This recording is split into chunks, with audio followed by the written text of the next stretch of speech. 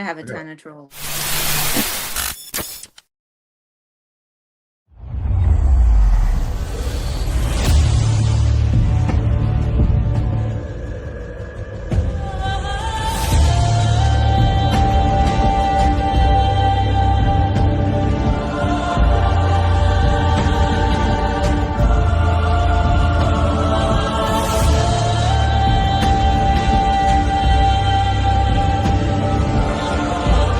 You are now entering a dangerous liberty zone where God-given natural rights are held sacred and exercised. This is your warning. Tyranny, fascism, and censorship will not be tolerated. Ideas will be exchanged freely. Rigorous debate and open discourse is encouraged. If you are weak and your beliefs are fragile, you should leave now. Prepare yourself. We are now live on the Dangerous Liberty Podcast. What is happening, everybody? What a happy day today. Happy birthday, Candace Owens. That's all I can think about right now. You know what? I'm not even going to waste any time. We're going to get Lisa in here. She's sitting in here in the backstage. Nobody puts Lisa in the corner. What's up, Lisa? How are you? We got Jen in here as well. What's happening? Great. It's been an amazing day. We're taking the W's when we can get them. So I mean, just look at that is 69 pages. 9 pages. Of beautiful brutality that we're going to go through. Every single one of them. First of all, these pages aren't very long, but we're going to go through all this stuff, and it's pretty. There's a couple of things I noticed when I was reading through all this. Number one, I mean, it's like you don't need to be a lawyer to figure out what's going on in here, and we're going to get to that. No, the other thing it was very easy to read through. Mm-hmm. It is very easy to read through, and it's just brutal. I mean, it's just brutal. What I would like for everybody that's out there watching this, number one, if you haven't done so already, make sure you like, subscribe. And also, if you'd like to support this channel, down in the description below, there is a link. You can become a member. Also, make sure you go follow Lisa. I don't know if we had a chance to put her links in the description, but if you're not following Lisa Knows on X, make sure you do that. She's on TikTok as well. I'm trying to get her to get a YouTube channel, Lisa, but we'll make sure we'll get all those links down in the description as well. I have one. I just don't use it very much. You got to use it. You got to use it. I know. The other thing that I thought this was a really good, as I went through this, it was a walk through memory lane, right? Down memory lane. It really does lay out. I forgot a lot of the stuff that it kind of talks about, that it describes. Man, Candace she's cooked. She's cooked. So cooked. There's no other way to get around it. I do want to say hi to everybody over there in the chat real quick. We got Disney up, Boiler up. We got Tatty, his girl. That's the first one. Ashley Taylor. Funny that Candace is so vocal about censorship, access to information, yet her home is one of the two censored on the Google Maps. Street View, Battery Lane, Nashville. Look, she is nothing. If she is nothing, she is a walking hypocrite without a doubt. If without double standards, Candace would have no standards whatsoever. But anyways, we're going to cover a lot tonight. We will prioritize super chats. We'll try to get to as many of those as possible. What's been going on with you, Lisa, before we jump into all this? Not much, man. Just trying to stay up with the ever-changing environment and atmosphere of this craziness every day. I feel like I'm just like constantly scrambling to put out content to like cover everything for everybody because it's just like nonstop. But I mean, yeah, we obviously had the assassination attempt on Trump, and obviously Erica was there, and that just reignited like a whole new firestorm of them mocking her and laughing at her, and that was absolutely horrible. And then obviously she made her statements yesterday on the Charlie Kirk show, so I, have been covering that. We have the fact that they've been lying about JD Vance and him canceling these Turning Point events, even though like they gave a very clear explanation to the media on why they needed to cancel. I don't know if you guys are aware, but like rescheduling things in politics is like super common. It literally happens every single day. So it was just like the biggest nothing burger. Then we have Project Constitution coming in, doing the exact same thing to Trump that they're now trying to do with Turning Point, which is the whole small crowd, no one showed up garbage. You guys remember when that happened? They're now literally using that same playbook on Turning Point now, which is absolutely ridiculous. They'll take a video that was posted hours before the event actually started, when they're literally setting up the event, and then try to frame that as like the event being in progress. So I've just been like debunking a lot of that kind of garbage, but yeah, the lies never stop. And again, you know, this is one of those things where I know a lot of people starting off in late October, early November, whenever the first time that I posted a Candace video, was like, you know what, Gary, why are you wasting your time on this? And I saw it for what it was. I saw it for what it was at the very beginning of this. This was never about Candace Owens, folks. This is a fight for the truth. And when you got someone like her, and now it's morphed into so much bigger. Like, does everybody see what's going on here? If you're appalled by what Candace Owens is doing and what this has turned into politically, and the lies that have been told, the misinformation, the disinformation, the false narratives, if you're appalled by that and you're not calling it out on a regular basis, folks, you got to start. I don't want to try to guilt you. I don't want to try to condemn you in any way, but I'm telling you, if you don't, you're going to lose this country, because we're losing. This is the new battlefield right here, folks. You got to get engaged. You got to start doing something. It's not just going and voting, because you know what? When we lose the midterms, there is so much to lose. We are going to lose this country. I really do believe that, and I can't stress that enough. And I don't feel like it's hyperbolic at all. But what we're here to talk about today is this brand new lawsuit, and I'm going to open it up on a PDF and make it real big so everybody can see this on this. But we have Brian Harpole v. Candace Owens LLC, George Tom Inc., and Mitchell Snow. And just as a quick reminder of who Mitchell Snow is, because this is a lot of what this case is predicated on, is the words of Mitchell Snow, and how Mitchell Snow testimony that Candace reiterated, continued to push as true, is on what he said he saw at Fort Huachuca. And that is that he said he saw Brian Harpole at Fort Huachuca at this secret meeting. We'll get into some more of that. But I want to play this little video real quick.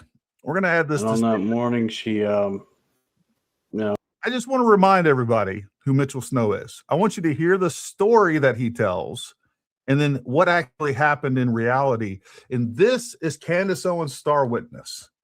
I was loading up the vehicle to go for this meeting. You know, she came out and acting real kind. She took my keys, she took my phone, she went back inside and you know, forced me to go back in and find out what was going on. Lures me to the garage that she pre-set up to be like a little prison. You know, she broke the garage doors. Hoarded stuff was stacked against the windows and the other doors. And she lured me in there and attacked me. Hit me with a hammer and, you know, break my thumbs, my feet, back of my skull. And I got the hammer. What year was this? That was 25 June 2016. So this is how long this has been going on. And just so everyone know, Mitch is still trying to get a divorce. So people that aren't familiar with this is Mitchell Snow on a podcast telling this story about how his still not ex-wife, as far as I know, Lene, locked him up. First of all, came out to the vehicle, lured him into the house, trapped him in the garage that she had set up like a prison from misery, bashed his hands, bashed his feet with a hammer, bashed him over the skull. And now he's saying that it's on 6/25/2016. Well, this 6/25/2016 date that you're seeing right here is from an arrest document that we're going to see in just a moment. So keep that in mind as we continue to play this. And just for everybody that isn't familiar with this story, this is Mitch Snow saying that's what happened on 6/25/2016. Divorce. This has been going on almost 10 years. Eventually, I was hearing my son cry. I was worried about him, you know, having her maul him with the dogs again. And she had done that multiple times. He had been hurt really bad. So when I heard him crying, I used the hammer to go ahead and break the door handle to get back in, to get to my keys, get my son, get my phone. I used the hammer to go ahead and break the door handle to get back in, to get to my keys, get my son, get my phone. And yeah, I called for help. I called for dispatch. And, she tried to attack me and pulled on my arm while I was holding the phone, dislocated my arm. This is the most fragile man I've ever heard of. And this guy was allegedly a former Green Beret. First of all, if a chick pulled on my arm going for a phone, the last thing I would ever do is admit that it yanked my arm right out of socket. Oh, dude, this guy is so special. That's actually one of the surgeries. I'm still recovering from getting surgeries from it.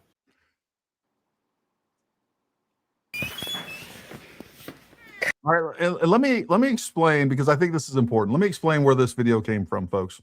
So how this all worked out is this story was broke by Candace. She had Mitch Snow on. So what did I do? I started looking up Mitch Snow. I knew this guy was full of crap on lots of different areas, and I wanted to hear from himself what was going on. So guess what? I did a background check. I looked for this Mitch Snow guy. I found a phone number. Actually, I found a bunch of phone numbers. I started calling him. And then I finally found one, and a guy answered the phone. I was like, hey, is this Mitch Snow? He said, yeah. So we ended up talking for over 2 hours. And part of that, all but 30 minutes of it, is published out there. You guys can go do whatever. Now, understand, this is my initial contact with Mitch Snow. I had no idea if he's telling the truth, lying, or whatever else. And one of the things I told him in that phone call was, hey, look, if you tell me the truth, look, I'll be your biggest advocate. And that's true. If he's telling the truth, I was going to be his biggest advocate. You know what? Hey, this is true. This is what really happened. I also said that if you're lying to me, I'm going to call you out. And I did call him out because he was lying to me. And he told lots of lies on that phone call. And Candace ended up, and by the way, phone call was illegally recorded. Candace threw Stu Peters into publishing that phone call. And I have the call records. They took a full 30 minutes out of that phone call because, and some of the 30 minutes of the craziest, dumbest lies that are provable. I mean, just demonstrable lies. So anyways, next thing I know, to verify some of the things that he told me on the original phone call, because I still didn't know he was lying. Well, I knew some of the things he told me on the phone call were a lie. So I started talking to his ex-wives and his kids. And this guy has just left a wreckage of people behind him. The things that he has done to people, the things that he has done to his family, the things that he's done to, none of his kids want anything to do with him. He has beat his, both physically and mentally abused all of the people in his relationship. He's taken hundreds of thousands of dollars, scammed hundreds of thousands of dollars from people that he was in relationships with. And so I'm talking to Lene, who you're going to see in just a moment, or at least see, I think you see her legs or feet or something like that. But anyways, so I'm talking to her about this description of what he outlined on this podcast to this lady, saying that Lene, I was like, Lene, did you lure him into the garage and beat him and things like that? She's like, no, Gary. She's like, as a matter of fact, I have cell phone footage of that entire interaction. I'm like, what? You got cell phone footage from that day? And she sent it to me, and sure enough, it's from that day. You can look at the files. You can see it's from that day. He ends up getting arrested on that day. But crazy enough, she had the whole thing documented on video, and nobody knew this. And so she sent me that footage, and now we're playing it, and I'm going to play the rest of it. And you're going to see what really happened. Remember, she locked him in the garage. She beat him over the head with a hammer, beat his hands, his feet, his neck, his back. Somebody rightfully said, touch that Mustang. Stop it! Touched it. Do not hit my Mustang. Irritate me all you want. You're ruining our relationship because you gave your keys to your cousin. I He didn't lost give them. my keys to anybody. You're the one who asked him to mess with your car. I haven't touched this car in forever. It's been in my way. I'd like it out of the way. I have no idea where the keys are. Would love to know. But that's not what we were doing today. But you have to do this. You have to don't defend ask you a yourself question. now. I Don't can sit defend there. myself all I want because wanna you're sit being there. insane. You want to video record shit? You want to threaten to hit my car with a hammer? God damn it! Marriage over, Mitch. Goodbye. Don't. Then you stop it. You know what? Do it all you want. Go ahead. I don't want to. I want you to fucking start treating me better than you treat this car. This is how you treat us. Take it, everybody pan around. My wife neglects us, ignores us, and then screams at us on Saturday mornings about things that are completely unimportant to her. Blames me for losing things I haven't touched. What a psycho. What a psycho to sit there and just turn this into a performance of how he's the victim and all of this. I mean, it's crazy to behold. Like, this is like, I think he and Candace should get married. These two would be the perfect. They're both narcissistic. I was just gonna say, now we know why him and Candace get along so well. They're the same human being. They are the same person. Tried to ask you if you knew where they were. I did, and I told you I don't know. No, you never said that. You had to give me a little asshole answer. I didn't give you an asshole answer. I give you a smartass answer. It's Saturday morning, and it's okay to be a smartass. You do it all the time, Lene. What is so bad about being a smartass?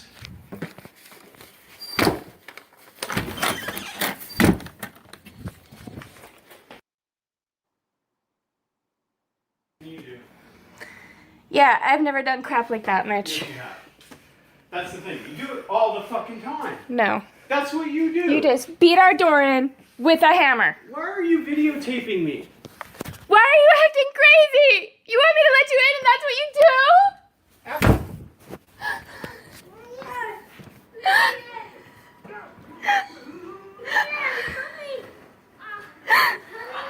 That was 25 June 2016. I used the hammer to go ahead and break the door handle to get back in, to get to my keys, get my son, get my phone.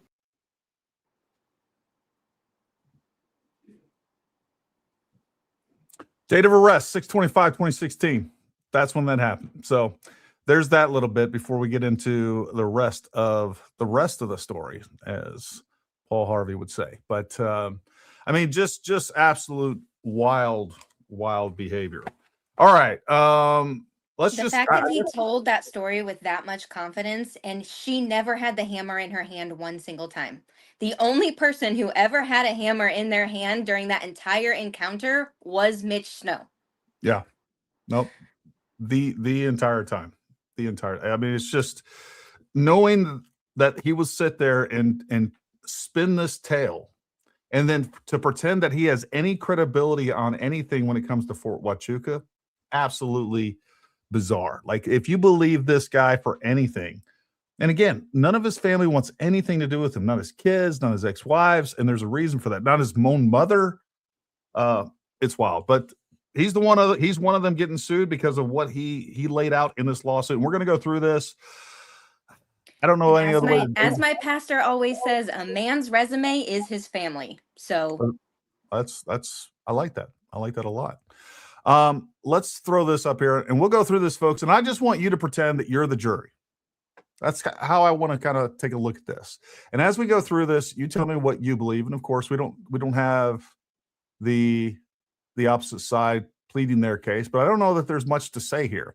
So anyways, we have plaintiff Brian Harpole hereby sues defendants Candace Owens LLC, George Tom Inc., Mitchell Snow for defamation and conspiracy to defame.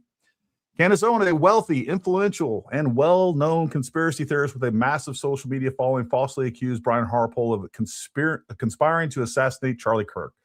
She did so in coordination with Mitchell Snow, who fed Owens a completely and obviously fabricated story that Brian Harpole met with Army intelligence officers and Erica Kirk, Charlie's now widow, at Fort Huachuca to plan a murder. Unsurprisingly, the lawsuit follows. There's a whole bunch of other things in here. This was filed in a federal court, by the way. And now they're saying that this lawsuit is fake. oh yeah. They're out there trying to say that this lawsuit is fake. Folks, it's on the docket. You can go look it up right now.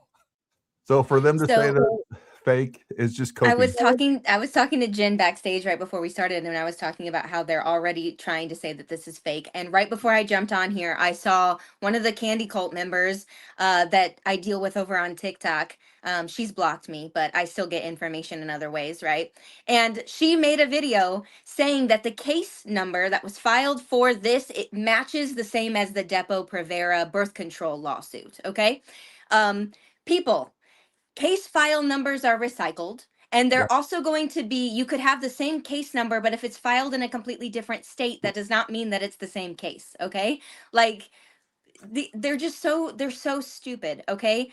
You also have the fact that Harmeet Dillon, who works for the Trump administration, her legal practice, the Dillon Law Group, I believe it is, posted on X this morning saying, yes, this is our lawsuit. Brian is our client, and we will we will take any further statements moving forward. Like, we're the only ones that will be giving like official statements on this, essentially. Do you seriously think that Harmeet Dillon is going to have her law group post something like that if it's not real, if it's not true?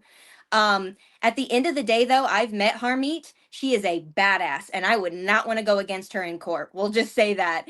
She is a badass lawyer. Her law group has handled some insane cases, and yeah, I I I don't want to say I feel sorry for Candace Owens, because I don't, but I pity the person who has to go against Harmeet in court. We'll just say that. We can go through some of this right here. You know, it talks about Brian Harpole, gives a little bit of backstory going on with this.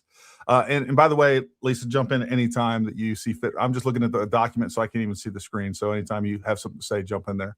But I like this part down here. She is a public commentator, podcaster, and social media influencer with a substantial following on platforms X, formerly Twitter, YouTube. She is neither a journalist nor a reporter.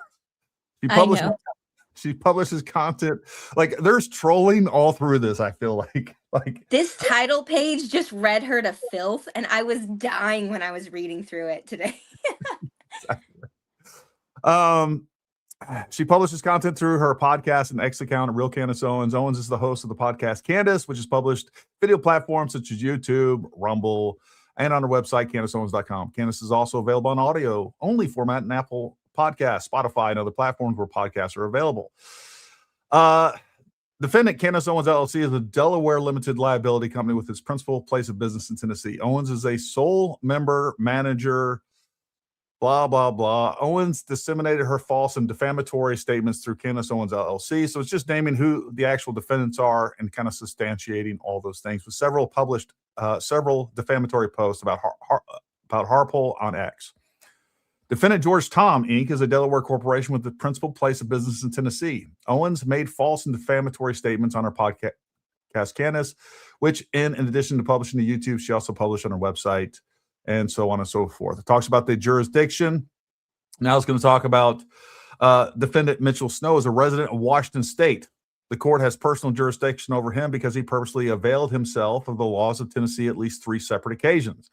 On December 8th, 2025, Snow spoke with Owens, a Tennessee resident, fed her a false story that Harpole was involved in a top secret meeting with high-ranking military officials involving a plot to assassinate Charlie Kirk, and authorized Owens to tell a false story on her podcast, which is filmed and recorded in Tennessee.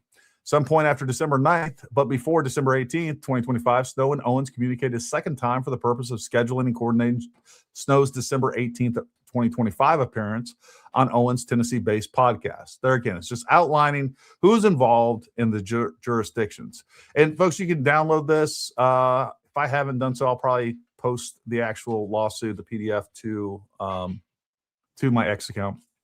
Question, just because I forgot to look. Was this filed in Tennessee where Candace lives, or was it filed in Delaware where her LLC and her company is registered?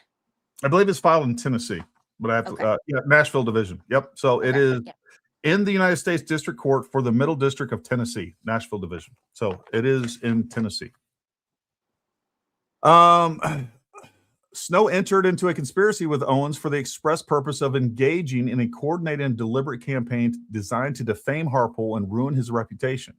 Owens and Snow agreed that Owens would use her network, including her podcast, website, and social media accounts, all of which are controlled by either Candace Owens LLC or George Tom Inc., to promote and publish Snow's fallacious narrative that Harpole was involved in a plan with the United States to have Kirk assassinated. A whole bunch more information there. I basically almost ran out of highlighter. I was trying to get just the relevant parts of this, but really, I mean, there's so much information in here that is relevant. I almost ran out of highlighter just on the Adobe. Yeah, I mean, people really should take the time to read through it for themselves. Like I said, it's very easy to read through. It reads just like you're reading a story. Like it's It does. not a bunch of legalese or like legal language that you can't understand, because that's what I was worried about. I'm like, am I going to be able to understand this? And I opened it up and I'm like, oh yeah, I can read this very easily. So Yeah. I would encourage all of you guys to go and look through this, because it's very, very enlightening. And like Gary said, it makes you remember like a lot of the stuff that we've forgotten, again, because things just are moving so quickly all the time, and changing all the time. And so, yeah, you guys definitely need to go read through it. And we're going to read through most of it. There was really, anyways, these platforms are monetized, and more followers she has, the more views her content receives, the more money she makes. She is not subject to any editing or oversight or professional ethics. All right. They're basically saying, hey, look, she's in control of all of this stuff, in sole control. The accuracy of her statements is irrelevant to her income. She monetizes the defamations that she slings. Through her career, Owens has demonstrated a pattern of seeking public attention and media exposure. In an apparent effort to maintain relevance and increase engagement on her platform, Owens repeatedly makes inflammatory and highly controversial statements. For example, Owens has publicly quoted as saying, Jewish people were the ones that were trading us, Black people. Jewish people were in control of the slave trade, and that Mengele's, I don't know if that's how you say that name, twin experiment was actually bizarre propaganda. There's a bunch of other statements that she outlines there. That Owen live streams her podcast every weekday to almost 6 million YouTube subscribers and approximately 523,000 Rumble followers. Owens posts her podcast in video form to her X, formerly Twitter account, Real Candace O, for her 7.8 million followers.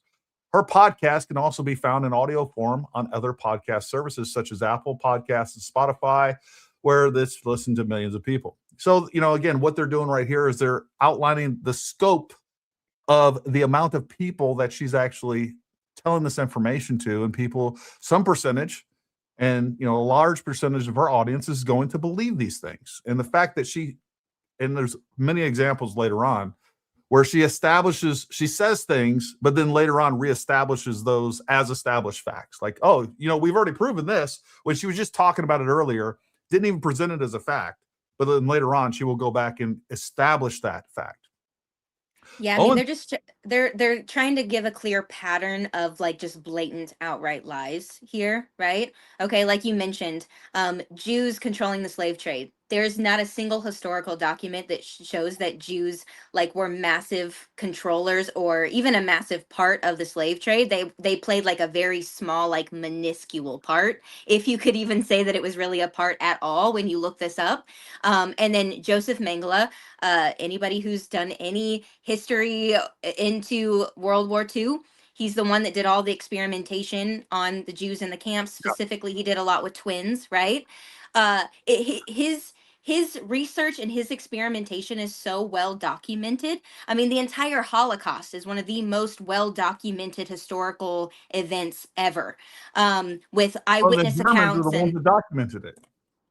Yeah, so Mengele, if you look this up, Mengele, he literally sent his own research to other doctors because he wanted it to be preserved, because he was a narcissist, right? Like, they wanted this information to be out there. They wanted it documented. So Joseph Mengele himself recorded all of this and literally sent it out to other people to make sure that it was preserved.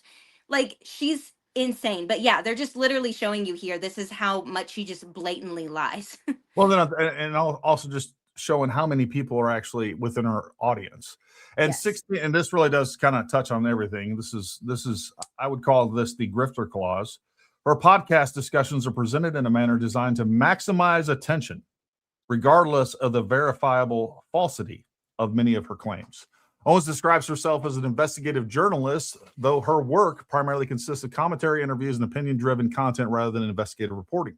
Owens is nothing more than an entertainer and not an investigative journalist like she claims. Being an investigative journalist would require you to actually go do some investigative work. She never leaves that chair in front of her camera. She's never been to UVU. She doesn't go out and talk to, eyewitnesses. She doesn't bring in specialists of anything. The only thing that she does is she continues to push narratives. She omits information to ensure that those narratives are preserved. And then she just makes up information and makes up just anonymous sources that are going to confirm what she wants people to hear. For example, Owens has used her podcasts and social media accounts to platform baseless and malicious conspiracies. Brigitte Macron, the First Lady of France, is secretly transgender. The moon landing was fake, and a slew of anti-Semitic conspiracy theories, including, but not limited to, the Chabad Lubavitch, a sect of Hasidic Jewry, is dangerous, responsible for the Iran war and building secret tunnels to the United States, and the Israeli Prime Minister Bibi Netanyahu is responsible for the attacks of September 11th, and as well as general Holocaust denial in the form of downplaying and questioning the extent of the Third Reich's eradication of the Jewish people. Here we get to one of our first posts. You murdered 3,000 Americans on 9/11, for starters. Remember, they are digging tunnels in New York and in cities all across America. They are taking over entire towns in New Jersey. This isn't anti-Semitic, folks. Don't worry about that. She does not say anything anti-Semitic. I know because I've talked to her followers. She is talking about Israel, and she criticizes Israel. She's not talking about Jewish people. She's clearly talking about Israelites right here, right? Israelis. You should absolutely be aware of where the Shabbat is nearest your home. These people are dangerous. They are a radical sect of mystic occultists that follow the idea of a war messiah, and they harm kids if the work of Jeffrey Mason is to be believed, and worked under Anna Freud as the assistant director of Sigmund Freud Archives. Again, 40 of them were on a group chat while Haim Braverman tried to organize my murder for me, merely discussing their viewpoints. Absolutely. But don't worry about it. She's talking about the Israeli government. David Miller. Don't know the details of Tucker's specific claim, but he's right about Shabbat. Ultra-Zionist genocidal cult with 5,000 officers worldwide. They believe non-Jews have only animal souls and that it's legitimate to kill Palestinian children. They're a transnational organized crime network. Jared Kushner has given them millions. Trump has also donated to them. Every single office, charity, and company they run should be shut down now. Got to end the Shabbat. This outlines basically the events of September 20th. We're all familiar with. September 10th, rather. The lack of evidence indicating foul play did not stop commentators from crafting their own conspiracy theories surrounding the assassination. Commonly spread theories include the existence of a second shooter who utilized the trap door and tunnel system to gain access to Kirk's speaking engagement. Kirk was killed by a small explosive device instead of a bullet. You've used quick deconstruction of the crime scene was done to cover up a larger conspiracy. And the United States government intended to assassinate Kirk with Harpole involved in the alleged scheme. Owens is the most high-profile speaker of these baseless Charlie Kirk conspiracy theories, but she is not the only one. I will say a lot of these have actually originated through Owens for sure. Not all of them, but a lot of them. Brian Harpole being involved is definitely one of the she was one of the first people to start talking about that. Her actions have encouraged and emboldened and otherwise given cover to other people to jump on the Charlie Kirk conspiracy bandwagon. I do like, because it's true, right? I do like how they're kind of painting her as the leader of all this and the instigator of all this, because this is true. She has popularized all of this. She's made it very clear that this is extremely profitable. So I think the way they're outlining this and characterizing her is actually very accurate and important for people to know. Blake Bednarz, he made the cut. Replying to TPUSA Kid Rock, his name is Brian Harpole. The detonator trigger is under his shirt below his armpit along upper rib cage. Of course it is. The remote controller is in his front right pant pocket. This is what caused the audio interference. Watch the guy in the blue shirt, Brian Harpole, now cross your own arms and position your own hands exactly like he is doing, and comment below how natural it is. Thanks, Blake. You're a brilliant person. Not really. Shortly after the assassination, Owens began disseminating content asserting that Kirk was betrayed by individuals close to him, that the government orchestrated a cover-up of the assassination, that Turning Point USA was implicated in the event and advancing numerous additional conspiracy theories suggesting that somebody other than Tyler Robinson was involved in the murder. For example, on October 10th, 2025, Owens posted on X, "Think I've been pretty clear from the beginning that Charlie was set up. Someone removed the bullet before it got to the medical examiner's office, where there was only a fragment of it left." All right, we know that to not be true now. They know exactly what kind of gun he was shot with, and they know it wasn't a rifle from the rooftop. That is absolutely false. Not only do we have now the ballistic report, which does claim that there was multiple fragments. It was fragmented so much that they could not use the tooling method to identify, to basically match it to the lancing grooves of the. But what they did, they were able to clarify is that it was a 30 caliber bullet. Kind of a big deal in all of this. I think I've been pretty clear from the beginning. That's just exactly what we had up there. Chrome Barracuda, what exactly are you alleging? Just asking questions, being curious if just zone flooding. Being curious is just zone flooding. As further alleged herein, what began as Owens' generalized conspiracy theories about the assassination quickly escalated into a sustained campaign to publish and disseminate dozens of social media posts and YouTube videos falsely implicating Harpole in Kirk's assassination. On her October 27, 2025 podcast episode, Charlie's Angels or Demons, Owens highlighted actions by Kirk's team members, the cameraman taking a selfie video, and a whole bunch more, and some of the other things that you all have heard before. On November 17th, after Owens and other conspiracy theorists had already implicated Harpole and his team in the assassination, Harpole appeared on the Sean Ryan show solely to respond to and refute the defamatory statements. On or about November 25th, 2025, Harpole was interviewed by Gary MELTON, with Paramount Tactical for the purpose of rebutting more defamatory statements. As of the date of this complaint, the 2 episodes appearances remain isolated responses undertaken by him to defend his reputation in response to defamatory statements made by others.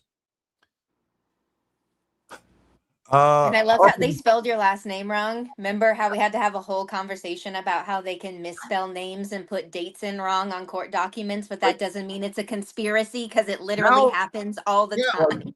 Now this whole lawsuit has to be thrown out because they misspelled my name. I mean, it's fake, guys. It's totally fake. It's really completely fake. Harpole's attempt to rebut Owens' defamatory statement soon proved fruitless as the very next day, Owens stated on her podcast that Harpole should be fired due to his purported failure to ensure adequate perimeter security during Kirk's speech. She additionally claimed that after the shooting, Harpole ran over to Kirk with his small, supposed to be medical bag, and that he lied about drone availability, with Owens asking, "Is this how these assassinations happen?" Later in the episode, Owens explained that prior to the event of September 9th, 2025, Harpole corresponded with Chief Long about securing rooftop access. She then accused Harpole of criminal negligence, asserting that he did not follow up with Chief Long about securing the roof. She then stated Harpole should have followed up because it's your job and Charlie paid you millions of dollars to not pass the buck. Also, you asked the police chief an either or question, and he said he got you covered. What does that mean? No follow-up. That's what Charlie was paying you for. That's obviously absurd. That's not an answer that should be accepted by anyone. On the basis of that answer, you, Harpole, and his team should all be fired. Owens would repeat multiple times throughout the episode that Harpole should be fired because of his alleged failure to protect Kirk on September 10th, 2025. This is false, as all the communications with Chief Long were handled by Dan Flood. Harpole was not involved. Pretty important. The following day on Owens' November 19th, 2025 podcast episode, Charlie Kirk in Crossing, Delaware, she repeated her accusations. Harpole and his team misrepresented the availability of drones, claiming he was not convincing at all during his appearance on Sean Ryan podcast and alleging the federal government is using him to spread falsehoods, including the claim that Kirk was shot with a different, smaller caliber weapon. Of course, Candace Owens would know this. Like before, Owens did not produce evidence that Harpole acted negligently in the lead up to Kirk's assassination or that he was dishonest in his interview with Sean Ryan. She never produces evidence. Never produces evidence. Up to this point, Owens' attacks were primarily confined to Harpole's alleged job failures, but beginning with December 9th, 2025 episode of her podcast, Owens began accusing Harpole of direct involvement in the assassination. On Owens' December 9th podcast episode, Charlie Kirk's last trip to Asia, Owens opened by teasing that she had uncovered new evidence regarding Kirk's assassination. Well, what I'm about to tell you guys is going to positively blow your mind. I just cannot see how this would lead to anything other than a full confession from the government about the military's involvement in Kirk's assassination. But I'm going to deliver the facts and see where they land. In this episode, Owens claimed that on December 8th, 2025, she received a credible tip from a former military member, first referred to as by Owens as Harry Myers, but later identified as defendant Mitch Snow, claiming that he inadvertently entered a classified meeting. Folks, That's not going to happen. like anyone that is in the military, and the crazy thing is I've heard people that I know were in the military defend this nonsense. Anyone that was in the military that worked for government, ever had a security clearance, ever actually attended a classified meeting. I think that's probably where some of this, like there's lots of folks that are in the military. Doesn't mean they ever had a class,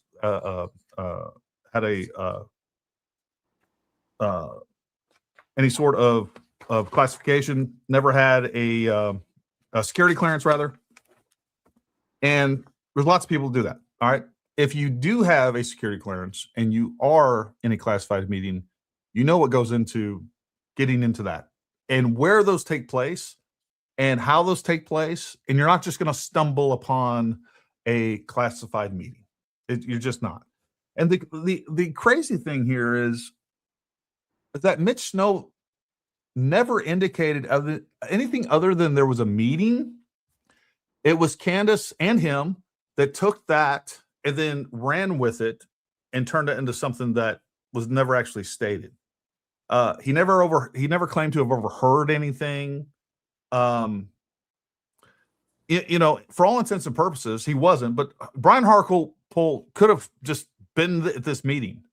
It doesn't indicate at all that it was anything, and it wouldn't ever be anything that would, like, they're not going to plan an assassination or talk about an assassination of a U.S. citizen on U.S. soil at Fort Huachuca at Task Force Southern Border. Like, that's not how these things would work. They would never have some big meeting about it anyhow. But that wasn't even alleged. They like put some things out there and let people run with it. They get to create the narrative in their own minds, and they do, because clearly the Owens crowd out there, they're delusional. And then on top of that, they have an unmitigated imagination, and they're like 4-year-olds running around just, well, what if this? What if this happened? What if this happened? What if this happened? This could have happened. Did you see that James Bond movie? This could have happened. Like, it's just insanity. Unmitigated insanity. That's what it really is. Anyways. I mean, I don't even think that she's talked about the Fort Huachuca situation in quite a while, on her show anyway. It hasn't been brought up in a while. I think that she's kind of been trying to abandon it because she knows that it's complete and total BS, right? But I just saw a chick last week that was posting a TikTok, a Candy Cult member, that's like, are we going to get that picture of Erica at Fort Huachuca? Are we going to get it, guys? And I'm just sitting there being like, are you guys really?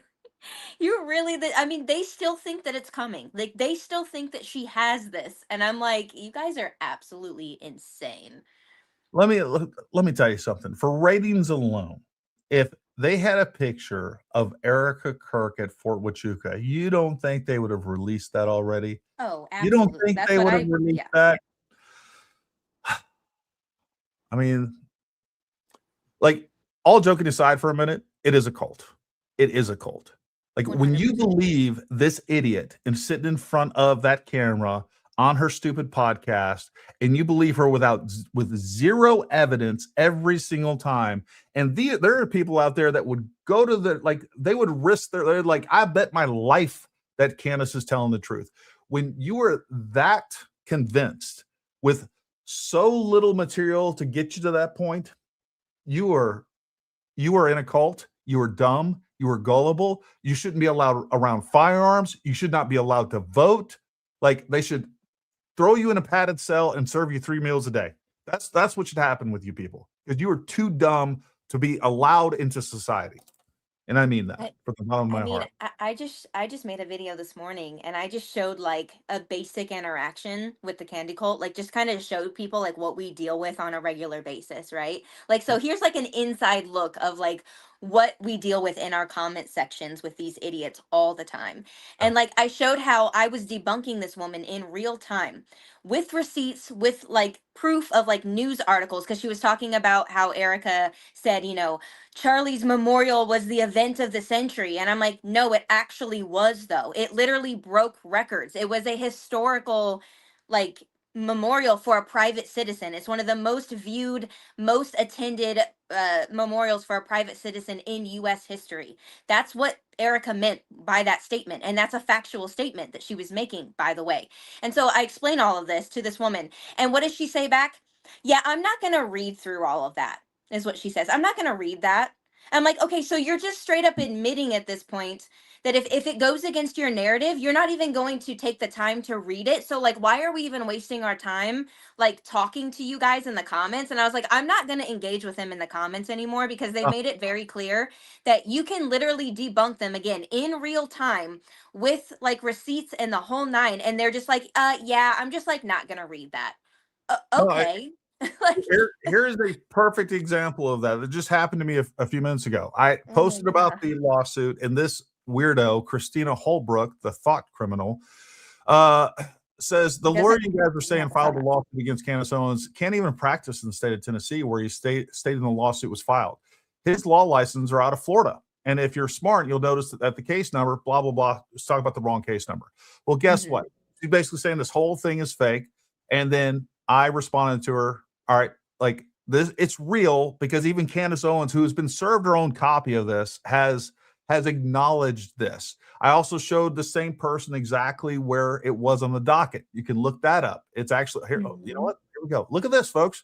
Look at this. It's real. Here it is. Look right here. Look at this. It's real.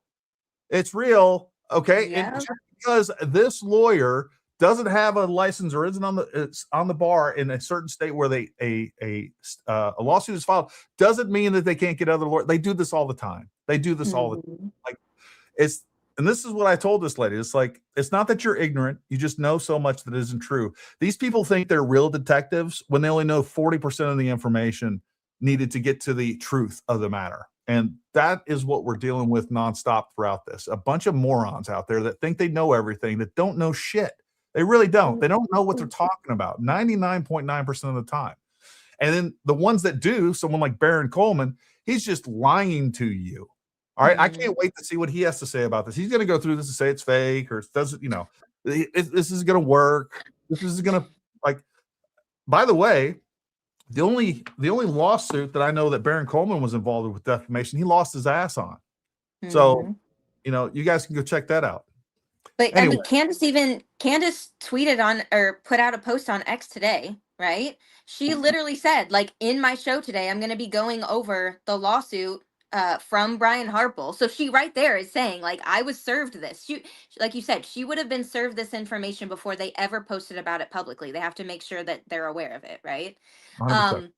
And so and then she goes into so glad that they gave me subpoena power. And I'm like, does she mean discovery? Is she getting discovery and subpoena mixed up here? Like, again, look at who their supreme leader is and who they're following, because even she is saying really stupid crap half the time. Well, and they act like, and this is one of the things we talked about with Andrew Burkhart, they act like discovery means you can ask for anything that you want. Folks, discovery is going to be limited to the scope of the investigation or what's relevant to the lawsuit itself. It's not like you're just going to get any and everything that you want. But what is going to be proven, it talks about it later on, is that Brian Harpole was nowhere near Fort Huachuca, which I already knew. During that time, I posted all the documents that he gave me. He gave me itineraries. We'll talk about those. I posted those. Like, we knew, and he gave me additional information that didn't want to give you or he didn't want me to share publicly because it had other people's names on it that did want to go public with some of these things, but it confirmed exactly where he was during this time period. Anyways, all right. So I'm sure most of you have read this, hopefully. It is unclear how someone can inadvertently enter a classified meeting at the U.S. Army base. They can't. They just can't. No shit. Upon information and belief, it was during this December 8th conversation that Owens and Snow agreed to enter into a conspiracy to defame Harpole by using Owens' network, including her podcast. Kind of hits that again. Although Owens asserted that she had fact-checked Snow's account, and the facts are 100% honest, she provided no explanation of how this was done or what indicia of credibility supported her conclusion. Yep, there we go. According to Snow, as relayed and published by Owens, there were about 12 lieutenant colonels participating in a pretty important meeting. All right, you're not going to have lieutenant colonels like when it comes to things like a lieutenant colonel's a freaking private. I mean, don't get me wrong. All right, it's you're what a 05, not that big of a deal when it comes to the Army. And it wouldn't be the U.S. military, and it wouldn't be Task Force Southern Border that would be involved in something like this. You're talking about CIA level stuff, if it would even take place. This is like Black Ops. Like, so dumb. Folks, if you fell for this, if you fell for the Fort Huachuca scam, you are in like the top 1% of stupid people on the planet. I'm just letting you know that's who you are. And there was a lot of people out there trying to tell you otherwise, but you fell for one of the dumbest cons that was ever perpetrated upon America. Please don't ever show your face in public again. Yeah, like you really shouldn't. You really shouldn't argue with anyone ever. Just understand that, and you will at the end of this. Well, at the end of this lawsuit, it's going to be proven all wrong. They are going to present proof. She's going to lose a lot of money. Period. Owens then reported that Snow told her that he was confident he saw Harpole walking out of the meeting with the military officials, reiterating that she believed Snow and his story was very credible. Again, she did not explain why she believed the story to be credible. She never does. She just says, I find this to be true. And then later on, she'll represent it as established fact because you people are dumb. Importantly, the description of the episode reads, after today, I do not know how this leads to anything other than full confession from the government about their involvement in Charlie Kirk's assassination. The description, read within the context of the content of the episode, clearly sends the message that Snow witnessed Harpole leaving a meeting where he was conspiring with the military and or federal government to have Charlie Kirk assassinated. And for you morons, what I've heard 1,000 times when like, hey, what she's alleging is that there was a conspiracy of a meeting to conspire to kill Charlie Kirk at that place. And you all say, she never said that. She never said that. Well, the description and the context of it is, after today, I do not know how this leads to anything other than a full confession from the government about the involvement in Charlie Kirk's assassination. So we got that clear. She did say that. She did allege that. She alleged that multiple times, both indirectly and directly. So just quit playing stupid. I'm so fed up with you people. I'm like, just so, like how I'm yesterday she's never claimed that Erica ever was involved in killing Charlie, remember? But she got her ass handed to her by Andrew Colvette yesterday. So, you know, this is what she does. She makes these statements and she's so confident in them. And then when it comes back around, she conveniently, I didn't say that. I didn't say that. It's like literally dealing with with a toddler. Who you caught them with their hand in the cookie jar, and they're sitting there with their hand in the cookie jar looking at you being like, I didn't take a cookie. And you're like, hello. Yeah, it's fast. They want to insult their own intelligence, and then they want to insult our intelligence and pretend this is reality. And I'm just done with it. I'm so sick of these people. Like at the beginning of all this, I thought, naively so, I thought that we could all come together and like try to figure out what really happened and then work together on facts, evidence, reason, logic, and come to some sort of basic conclusion. And then at the end of the day, it was okay if we disagreed. But when you just want to make things up and you just want to turn this into a smear campaign against Charlie Kirk, TPUS, and that's who it really is. It's against Charlie Kirk. Look, Candace is still butthurt that she was fired. She hated Charlie Kirk. I'm convinced of that. She was butthurt that she was fired. She's jealous of Erica Kirk. The thing that makes Candace the most angry is that George Farmer is not Charlie Kirk and that she is not Erica Kirk. That's what I think she's really what all this is about. But even beyond all that, going back multiple months, those are things that I would not have even said. I would have been kind and tried to be diplomatic about how I felt about these things, because there was an opportunity here to actually be sincere. But when dishonesty started rolling in, and insincerity and just complete nonsense started coming to this, and just coming up with any conspiracy, the French Foreign Legion with no evidence. Like, I'm not going to do that, folks. I'm not going to participate in a mental illness where you expect me to believe things that you provide no evidence for. Like, I'm not doing it. And nobody else should either. Nope, because that's how you get sued, guys. And you know what else? You know what else that pissed me off, and I'm sure you feel the same way, Lisa, is us sitting there like, hey, look, United States of America, all of my fellow Americans, you're being lied to. And then just the absolute deafening silence from so many people that are kind of like off in the periphery, like, yeah, it's wrong what she's doing. Yeah, we know she's lying, but I'm too scared to actually come out and say anything about it. Like, the amount of cowardness that so many prominent people on social media, and even a lot of people just out there observing this and not saying anything, like, it's shameful to say the least. You as an American, you got a responsibility to you, your country, your children, your family, and everybody else. When you see lies, you need to stand up against them vigorously. And that's what we all should be doing. If not, we're going to lose this country. Yeah, the only good thing that came out of all of this is we did get to see people's true colors.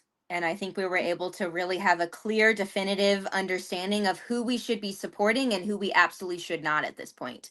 If you don't understand that at this point, you're just completely lost, because people have made it this one singular issue on whether you support Erica Kirk or whether you don't is like so clear for me. If you are not on the side of supporting Erica Kirk at this point, then I want nothing to do with you. Yeah, I pretty much feel the same. I'm going to give a little bit more leniency on that particular point. It's okay if you don't like for instance, let's say you're a liberal Democrat.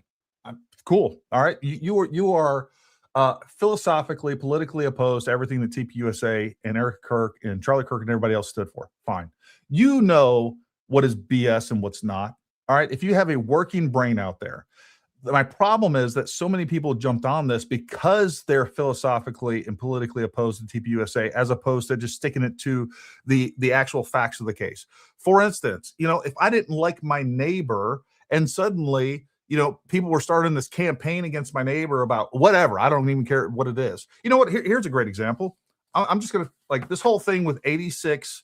All right. Probably an unpopular opinion, but this is the truth. I don't think that Jim Comey should go to jail for that. I don't. Again, and I just posted a thing today about a lady that I saw with a Jeep that had 86-47 on that as well. I think it's reprehensible. I think it's disgusting. I think it's dumb. All right. But I also think that we do have freedom of speech in this country. And out of all the things that Jim Comey should go to jail for, that's what we're going to try to get. He's probably going to get off. He's probably going to get, I hope, there's part of me that hope he doesn't, but not for that reason. He conspired to essentially, he conspired to overthrow the president of the United States. It was everything that he did was so subversive. He should go to jail for much worse crimes than that. But that's just the truth. That's how I see the truth of this particular situation. I know a lot of people are going to disagree with me, but I would stick up for Jim Comey on that particular issue. I will also say 86 doesn't necessarily mean death. If you say 86 something, a lot of times you mean throw it away or throw it out. I will give him that. Not very popular, I get it, but that's just how I see it. Anyways. Yeah, I guess I should rephrase to say that you don't have to support Erica Kirk's political positions, throwing the politics aside and just looking at the moral part of this and the absolute harassment and bullying that is unlike anything that I've ever seen in my 36 years on this planet. I agree with that. That alone, you should not be in support of, whether you're a liberal, whether you're independent, no matter whether you're a Christian, whether you're secular, whether you're an atheist, no matter where you stand on any of that other stuff, you should be able to look at that and be like, what they are doing to this widow who just lost her husband 7 months ago, based in absolutely nothing, and the fact that she has done literally nothing to anybody and does not deserve this, that is the part that Agree. I should rephrase that, I guess. But No. yeah. I'm not even hitting you on that. I understand what you're saying. Look, 100% agreed on that. If you are not morally disgusted by what they've done to, because it wasn't just, hey, that she killed her husband. She's also what Candace Owens has also said is that she has alleged and implied that she trafficked children for sex. Mhm. Like, that is like at least as horrible, maybe even more horrible than killing her own husband. Like, that alone. If I was Erica, thank God I'm not. If I was Erica, I would be absolutely horrified, pissed off about what they're saying about her and her husband. But when they're trying to like just string these things together and paint the picture that turn her into a human, a child sex trafficking agent, like, I'd be like, get the lawyers on the phone right now. Nope, not going to happen. There's nothing worse that you can call me. Like, a murderer is less bad as that. And that is like the most horrific thing that you can, and that's what they've done, folks. Does everybody see what's going on with this? Like, the language has moved. During the first Trump administration, it was Nazi, that you couldn't be called anything worse than a Nazi. Well, what is worse than a Nazi? A PDF. So they had to flip the script, and they had to convince you that the president is a PDF and a PDF protector, even though none of that stuff is true and backed by facts or substantiated by anything. And they had to do the exact same thing to Erica Kirk. When saying or implying that she was involved in the conspiracy to murder her own husband wasn't getting the job done, they had to move it and say, you know what? She's involved in child trafficking. Like, doesn't get more disgusting than that. I mean, I was talking to my husband the other day in the car, and I said, even I've had to take a step back and reevaluate, right? Of being on this side of it and like seeing into the window, I guess a little bit more than I have on previous situations, because I mean, I'm old enough to, I've seen smear campaigns against people, I've seen cancel culture, I've seen mudslinging in politics. Like, we've all seen that happen, and again, this is on another level even beyond a lot of that I've ever seen.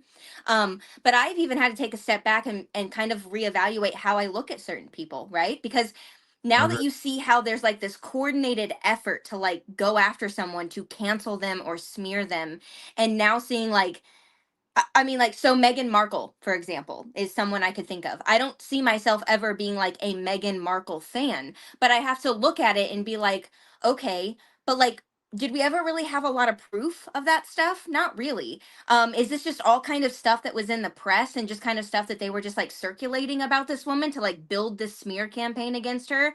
Like, that's what I'm saying. Like, now you kind of have to reevaluate some of these things in your brain and be like, was there actual evidence or proof to support some of these things that we've heard about certain people? Now, there's other people that we absolutely have evidence that they're a scumbag.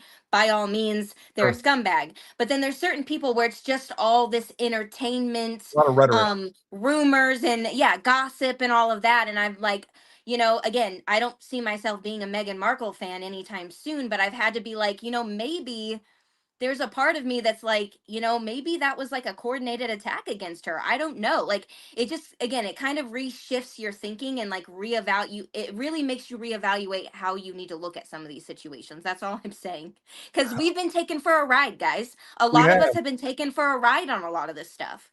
Well, and I experienced something similar, but not towards people, and that is conspiracy theories in general. I love a good conspiracy theory. Always have, probably always will. But I've had to like reassess some of the things that, like, again, you don't have evidence. You hear a lot of information. You hear a lot of the same things repeated over and over again. That is proof and evidence, but you don't have anything that you can actually point to. Right. And circumstances, unusual circumstances in those different events doesn't make it an actual conspiracy, or it is a conspiracy, but somebody that's outside of that conspiracy is trying to redirect you. I think a lot of these conspiracies, looking back, number one, they were fun because they were kind of harmless. It didn't really matter. Like, You know, I don't care if you think the moon landing is real, the JFK, like it doesn't really hurt anybody. It probably erodes a little trust in the government, which, you know, I don't think the government deserves a lot of trust. But again, like that's one thing that I had to reevaluate. Like I am not going to, if I'm going to go into a conspiracy theory, I'm not just going to sit back, smile, and listen and nod my head anymore. If I'm going to even say anything about it, I'm going to do some really due diligent research into it. My due diligent research into it, and actually know for a fact, or I'm just not going to say anything about it ever again. Because what these things do, they become mechanisms where they smuggle other narratives, and they're being used for certain objectives that we don't even necessarily realize. Like I think some of these things, like we're being conditioned to this point. Whether some of these other conspiracies are true or not, look, I think we all agree. And I think there's lots of evidence. And the reason that I can say this, because there is evidence. We know that there's evidence that the COVID vaccine was nonsense, that all the mandates were nonsense, the censorship was nonsense, the masks were absolutely stupid, that I was saying from the beginning. Like, there's a lot of evidence now that the 2020 election was stolen. So there's conspiracies, but think about all those conspiracies that completely eroded American trust in our government. Those all happened. The vast majority of those happened under the Biden administration. The DOJ was weaponized against Donald Trump. And I also think about, of all those conspiracies and all the different ways that the government conspired and was weaponized, who that was directed at? It was all directed at Donald Trump himself.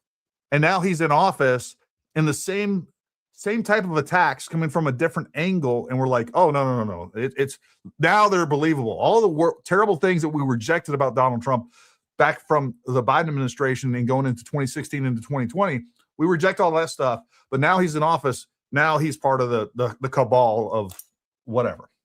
So I think we got to have a lot more cognitive security than we have in the past for all the reasons that you just laid out. I couldn't agree more. Yeah, I think personal introspection is really important, right? Being able to look at yourself internally and just kind of like reevaluate things. And then also just knowing that your bias, like they're automatically going to feed off any bias that you have, right? And as a human being, we are prone to bias. There's no way to like completely remove it. And so you just have to realize like a lot of these narratives are set up to already feed off of that bias that you have. And that's why you have to be you just have to keep yourself in check. That's all. Yeah, no, this is a great point. Like you have to realize your own vulnerabilities, and you have to realize that you are not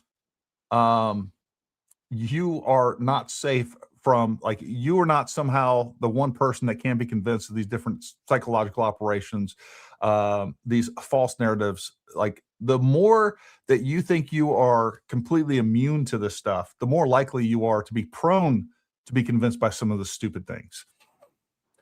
Anyways, all right. So Candace says, this will shock your senses, but I feel the information must be presented. Join us live and link the episode down below. The claim that Harpole was present at Fort Huachuca September 9th, 2025 for an alleged meeting is verifiably false. Folks, they're going to have to prove this in court, and they will. And they will. As Harpole travel records plainly place him in Dallas, Texas. There will also be records showing Harpole's access to the base, which there is none. Owens had access to these records, but dismissed them without any investigation, claiming they did not provide an alibi for when the meeting concluded. To avoid any uncertainty, Brian Harpole has never been to Fort Huachuca, not ever. Additionally, there is no evidence that such a meeting even took place with or without Harpole. Also true. I have zero evidence of the material claim, something that I've said, Lisa has said, and many other people have been out there saying forever. There is zero evidence of the material claims. Despite the verifiable falsity of her statements, Owens viewers and supporters understood via responses that she was claiming that Harpole conspired with the Trump administration to assassinate Charlie Kirk. Oliver Janet, let's not forget that Brian Harpole is the guy who did not secure the staircase to the roof and told us Dan Flood did not make any hand signs, although he clearly did. The very same guy who allegedly got the text message from Charlie that they're going to kill him. If Harpole would have had a good explanation with these hand signals, then it would not be suspicious, but denying it is. Brian Harpole made a mistake advising they did not use call signs 910. Even Sean Ryan, who don't fully trust, was taken aback because he assumed what he was looking at were active call signs, hand and arm signals is what she's talking about. Sean is the expert. Charlie's camp was full of bad actors. I find it hard to believe he kept company with these fools and that he paid top dollar for a security detail. Why was Brian Harpole leaving a military operation meeting days before Charlie's assassination? Louise, Trump, you're a moron. Just want you to know. This is absolutely wild, and it needs answers.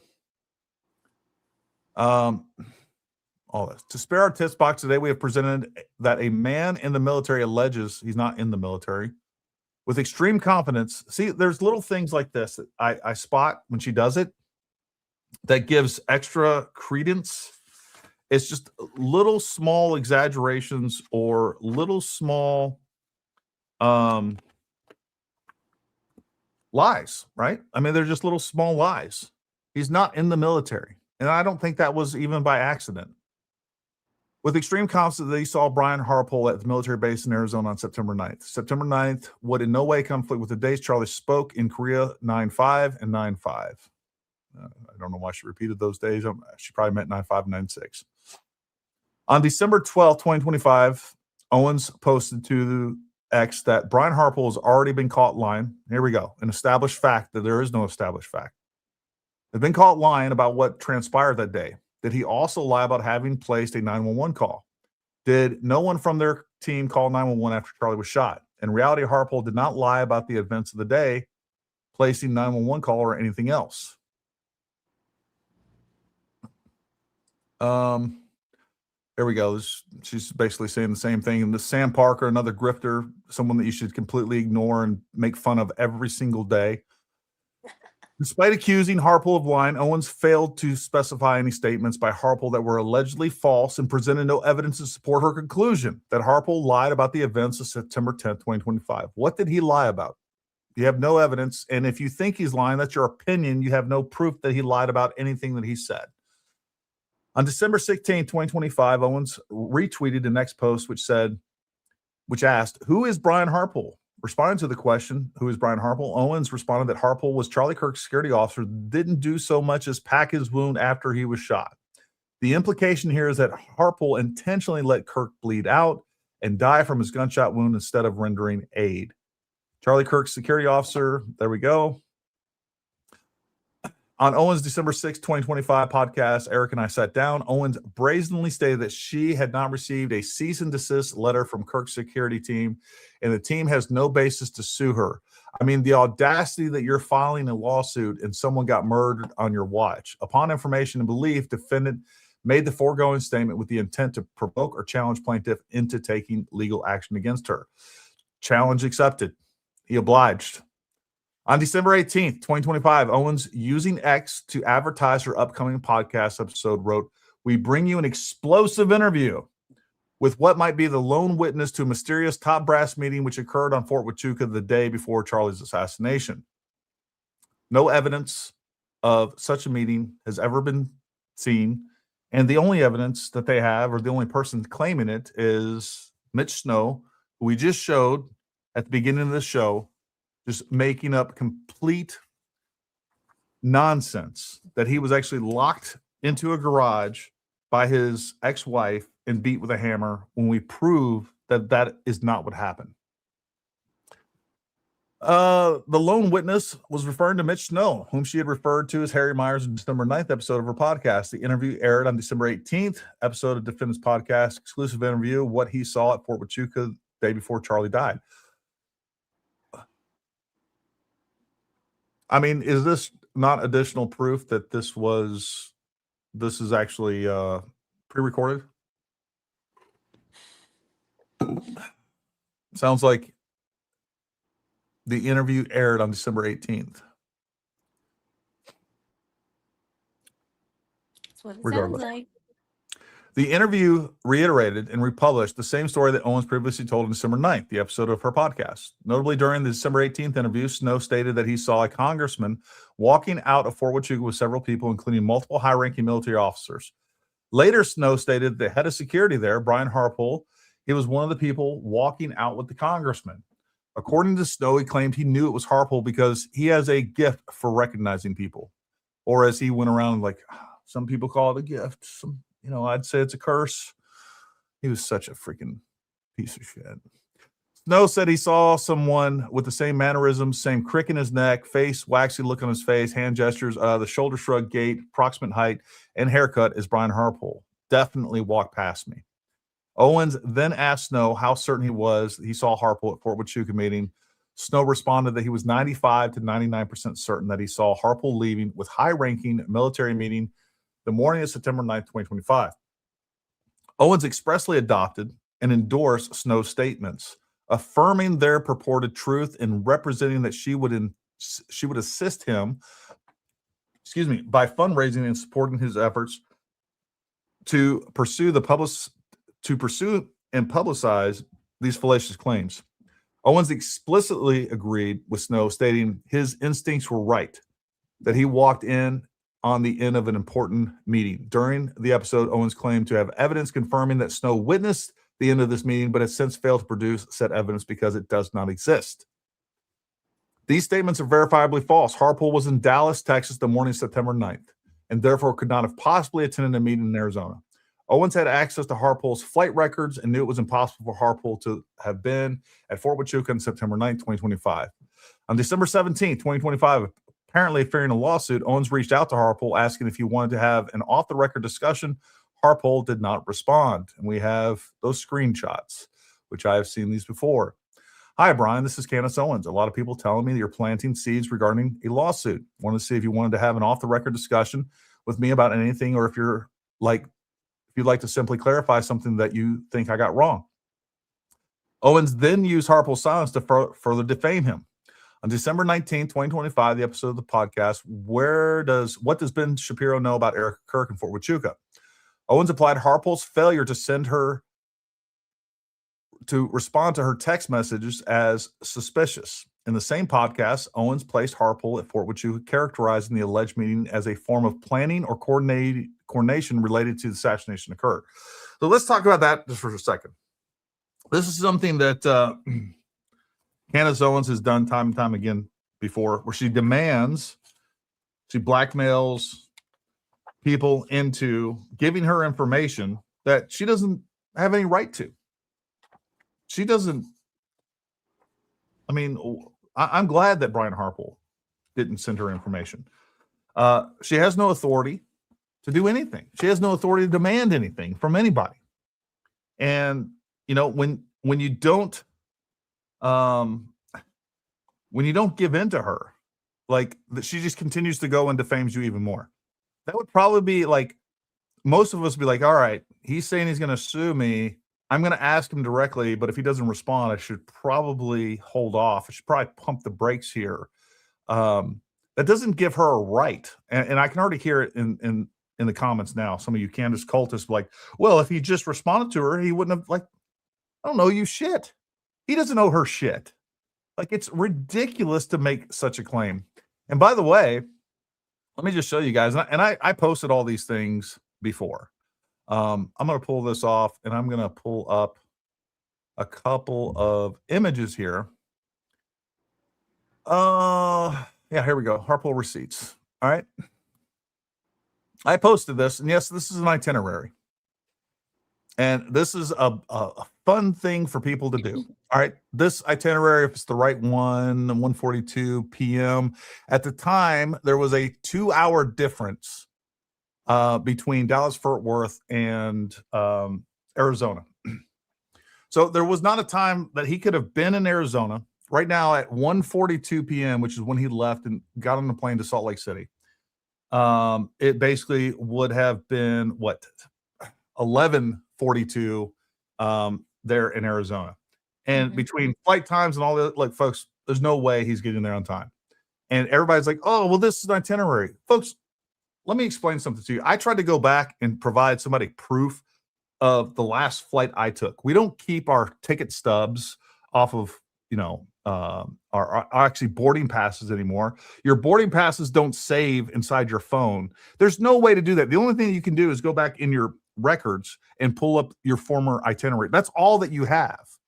So this idea that you can just go in and make some sort of proof and come up with a ticket stub or whatever else, I tried to do that. I don't know a way of doing that.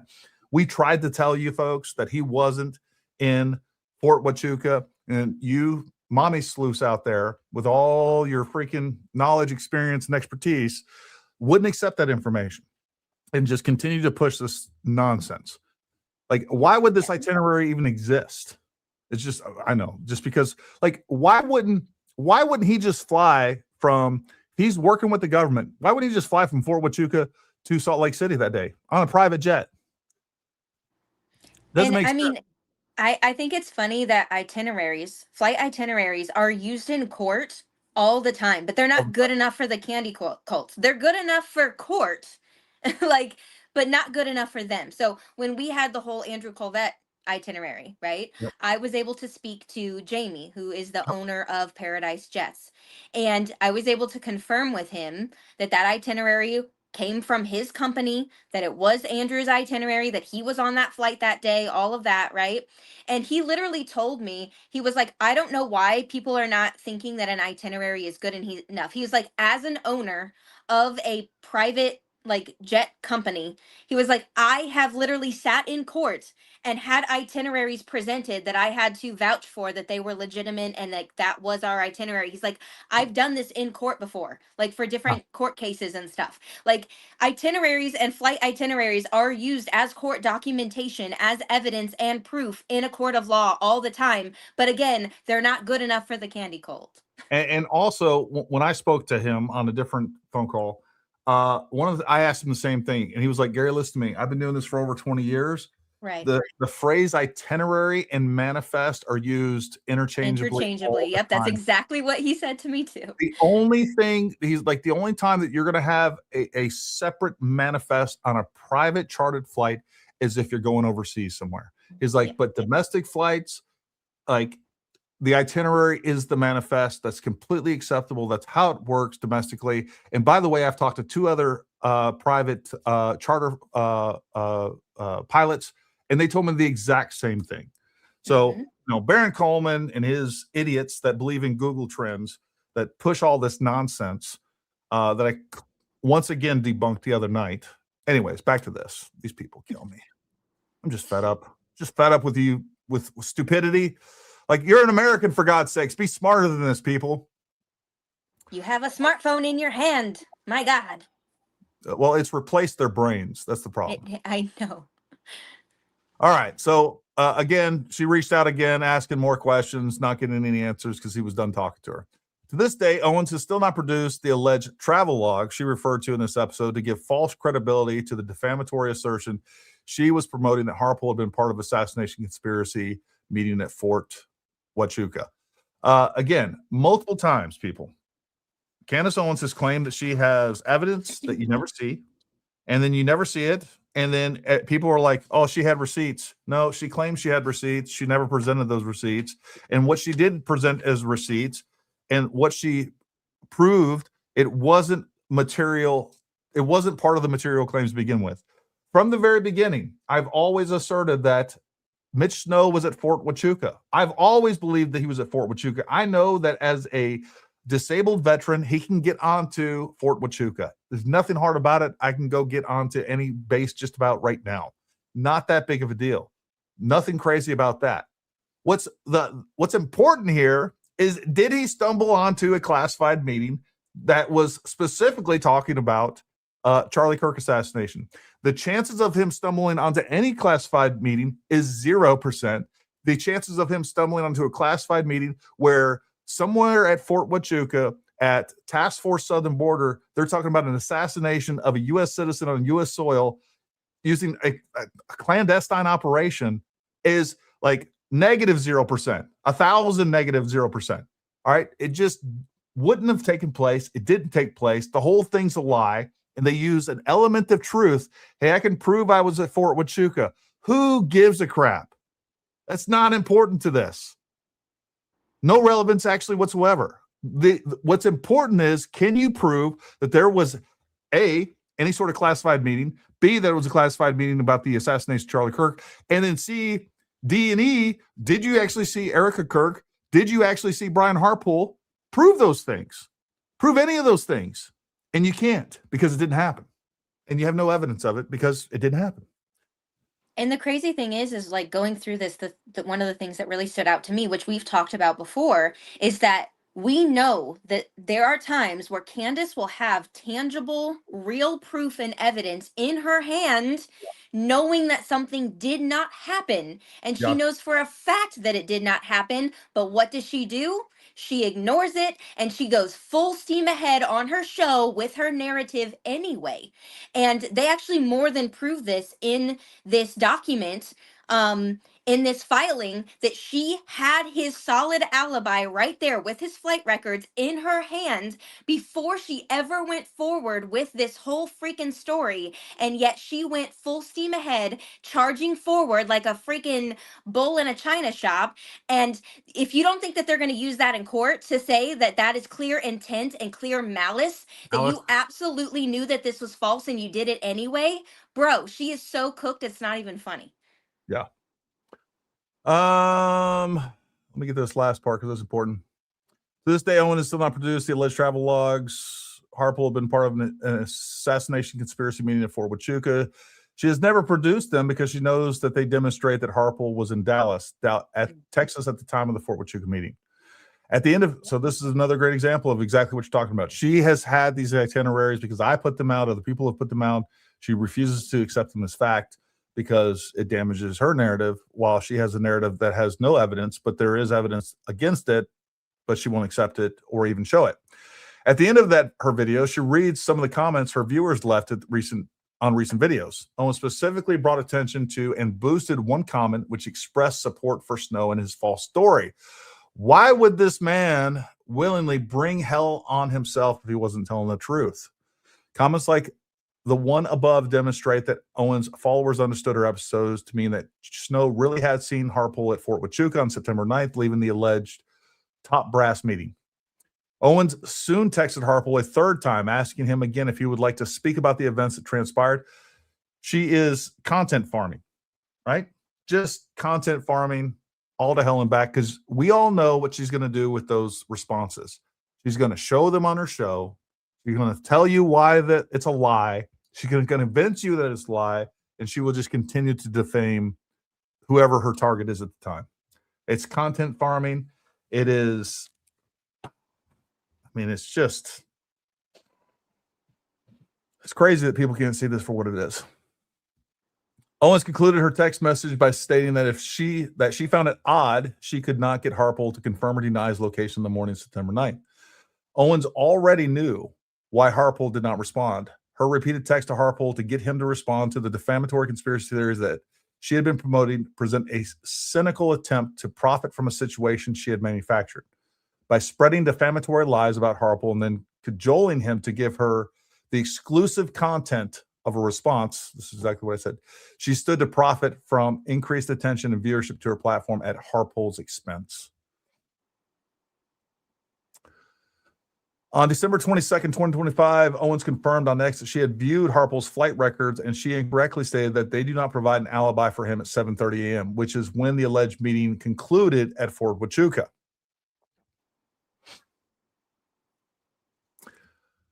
Owens' post confirms that by the time she had recorded and published her podcast episodes, she had already viewed Harpole's flight records. Accordingly, she knew that it was physically impossible for Harpole to have attended the alleged meeting on September 9th. She nonetheless published the false and defamatory remarks accusing Harpole of attending the alleged meeting. Owens' campaign of misinformation should have ended as soon as she admitted that she viewed Harpole's flight records, but it did not. Instead, Owens tripled down on her support for Snow's false story.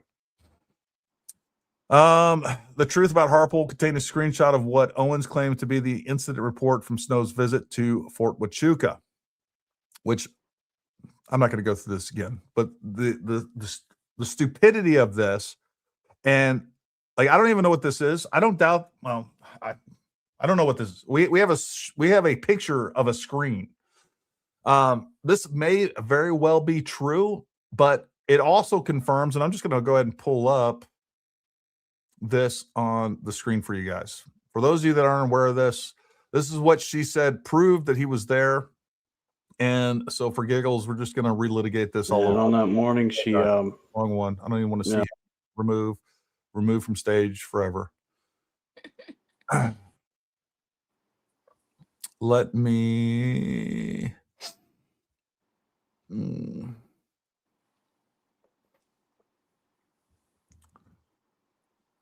going to share an image file here, which, by the way, I actually have this printed off as well. All right. Screen. I actually have it right over here. Hold on. Give me 5 seconds.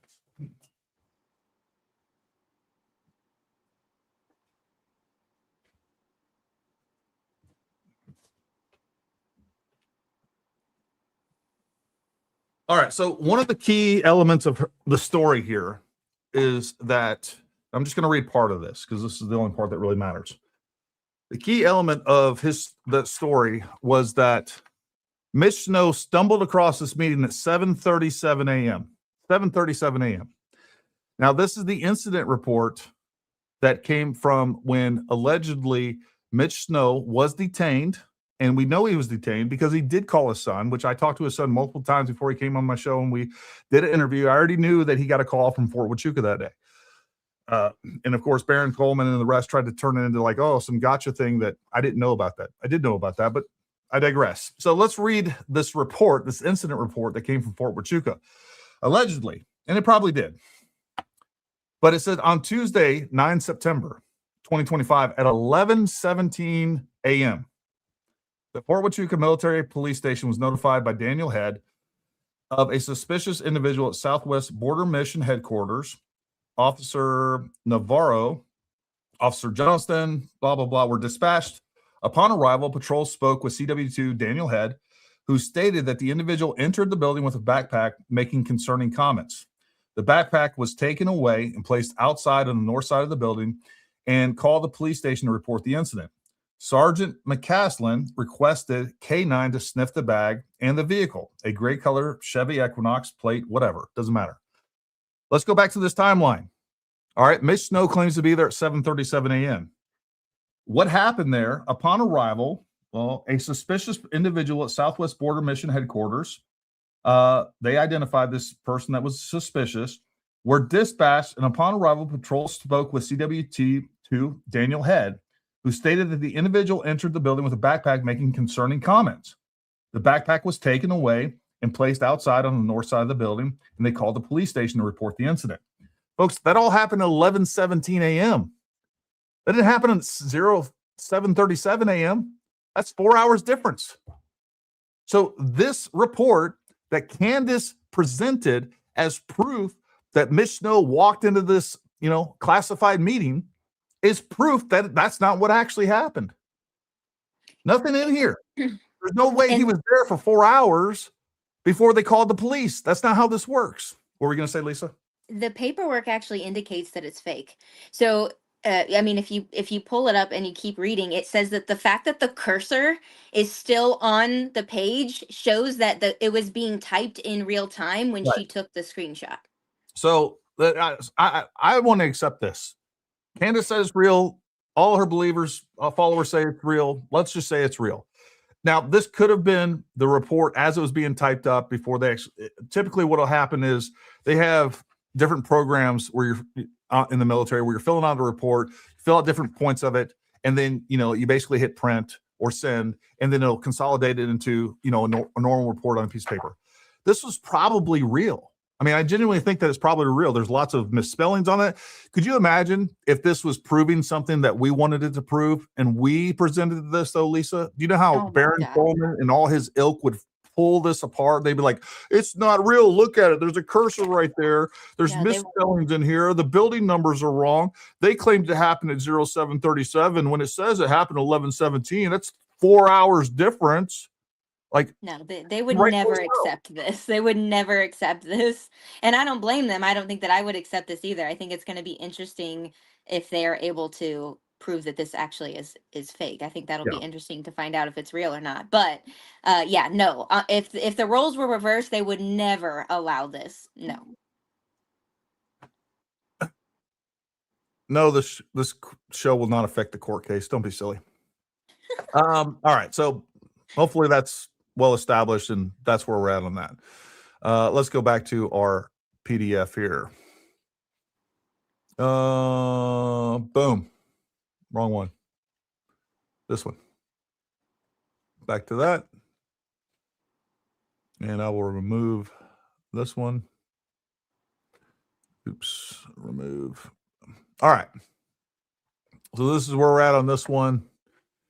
Owens published this post and attached a screenshot to bolster Snow's story. However, closer inspection of the screenshot reveals that it does not confirm the existence of a meeting, let alone state anything about Harpole's whereabouts. This screenshot does not place Harpole at Fort Huachuca and clearly depicts a cursor on the screen indicating the screenshot was taken as the text was being typed. Upon information and belief, this cannot possibly be a true and authentic incident report, as Owens claims. I don't care if it does. But what I can tell you is that the time frame, there's no way 4 hours elapsed between what is described in there. So it's either a completely false report or it's a real report, and what they claim happened didn't happen in the manner that Mitch Snow claimed. It didn't happen at 7:37 a.m. Despite having clear evidence that Harpole was not at Fort Huachuca on September 9th, Owens continued to claim that Snow's story was true. On December 28, 2025, Owens posted to X that Snow's story regarding Fort Huachuca had been legitimized by his estranged son. That same day, she also posted that Fort Huachuca's story has been confirmed by others. This is all false. Harpole attended no such meeting, and there is no evidence suggesting that a meeting took place. And here we go. Here's my video that they tried to turn it into something completely different. And I got a whole, you know what, we're gonna play my Baron Coleman video where we catch him lying once again in just a moment. But yeah, they tried to make a claim that didn't actually exist, and I will clarify that in a moment. The evidence Owens published did not in any way corroborate the existence of a government conspiracy to assassinate Kirk, let alone Harpole's presence at Fort Huachuca or involvement in such a conspiracy. And by the way, people, we shouldn't have to explain this to you. Everybody out there that was watching that entire thing fall out, that whole thing take place and everything that she was saying, every person out there, I don't care if you're a fan of Candace's or not, you should have been like, let's do a little critical thinking here. And did she provide any evidence of the material claims? No. Like, that's all it should be. We should have to point that out to you. I mean, it's just obvious on its face.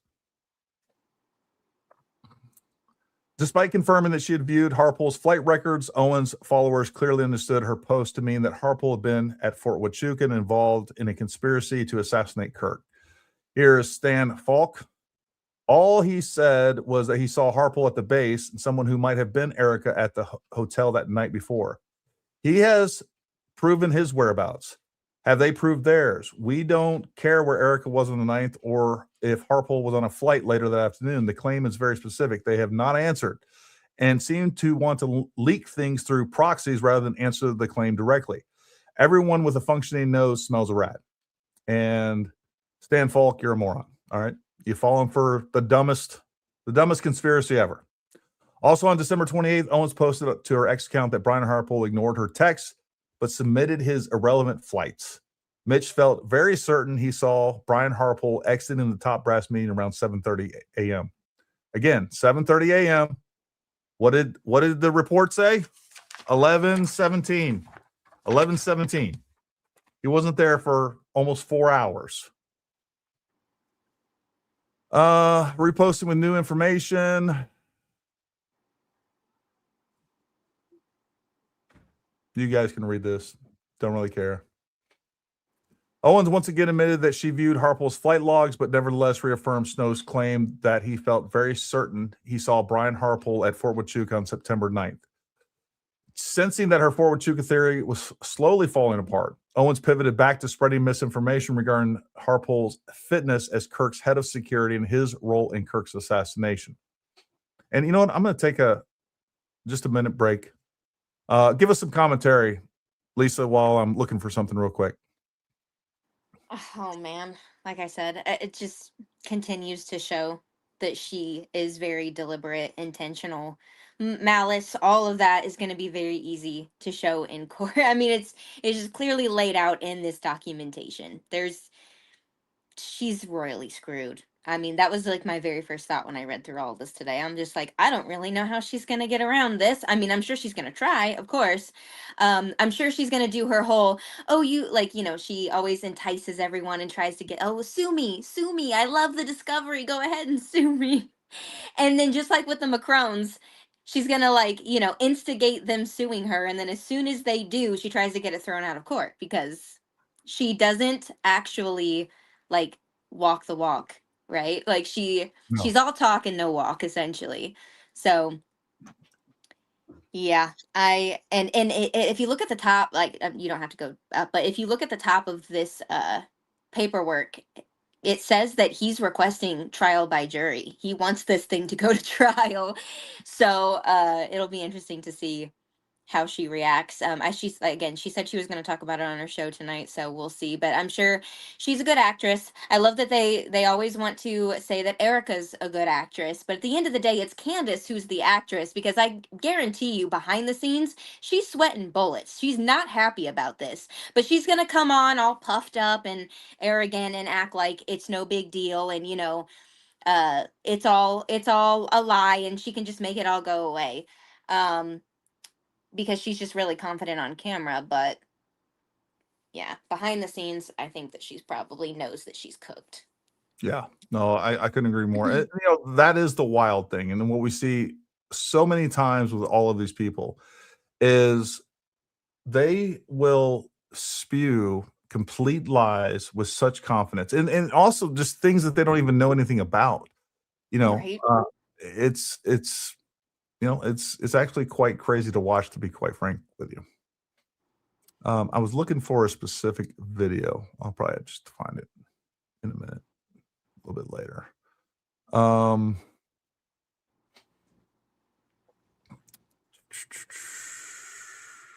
Anyways, all right. So back to this. Let me cancel that. All right. So on January 8th, 2026 episode of our podcast, The Passive Prologue, Why Charlie Kirk Was Murdered. So here we are, January 8th. We're still talking about it. Owens opened the episode by stating we have to revisit Brian Harpole's story about how far in advance they typically plan security, because someone has leaked to me another glaring oddity in this security protocol. He then played a clip of Harpole's lone podcast appearance where he explained the process he and his team went through ahead of Kirk's speaking engagement at UVU. In the clip, Harpole explained that his team began gathering intel and getting permits at least 2 weeks in advance, Charlie Kirk's speaking engagement. After the clip finished playing, Owens stated that she had received a tip from someone that was directly involved in the planning of an event that Charlie Kirk was supposed to attend the following day on September 11th at Charis Bible College in Woodland, Colorado. Despite her confidence in such assertions, Owens provided no name, qualifications, or other proof that this individual was involved in planning Kirk's security detail for the event at Charis Bible College. According to Owens' supposed tipster, there was no security plan in place at Charis Bible College, claiming it was odd that Harpole's team planned Kirk's security strategy for Utah Valley University 2 weeks in advance, but failed to contact the chief of police for Woodland, Colorado to plan security for Charis Bible College event. Owens specifically asked, why didn't Dan Flood and Brian Harpole and Turning Point USA Security have any coordination with police departments up in Colorado if this is what they normally do? Harpole did not coordinate with Charis Bible College nor the Woodland Police Department because he was not advised that Charlie would be visiting the school. It was not uncommon for Charlie to visit universities with only Dan Flood. I also, from what I understand, separate note, I also understand that this was an indoor event. It was very different than like some big public event that they were doing. I don't know all the facts of that, but Brian Harpole didn't know anything about this. So as far as Brian Harpole is concerned, he wasn't involved in security planning of this, and therefore that's what was going on.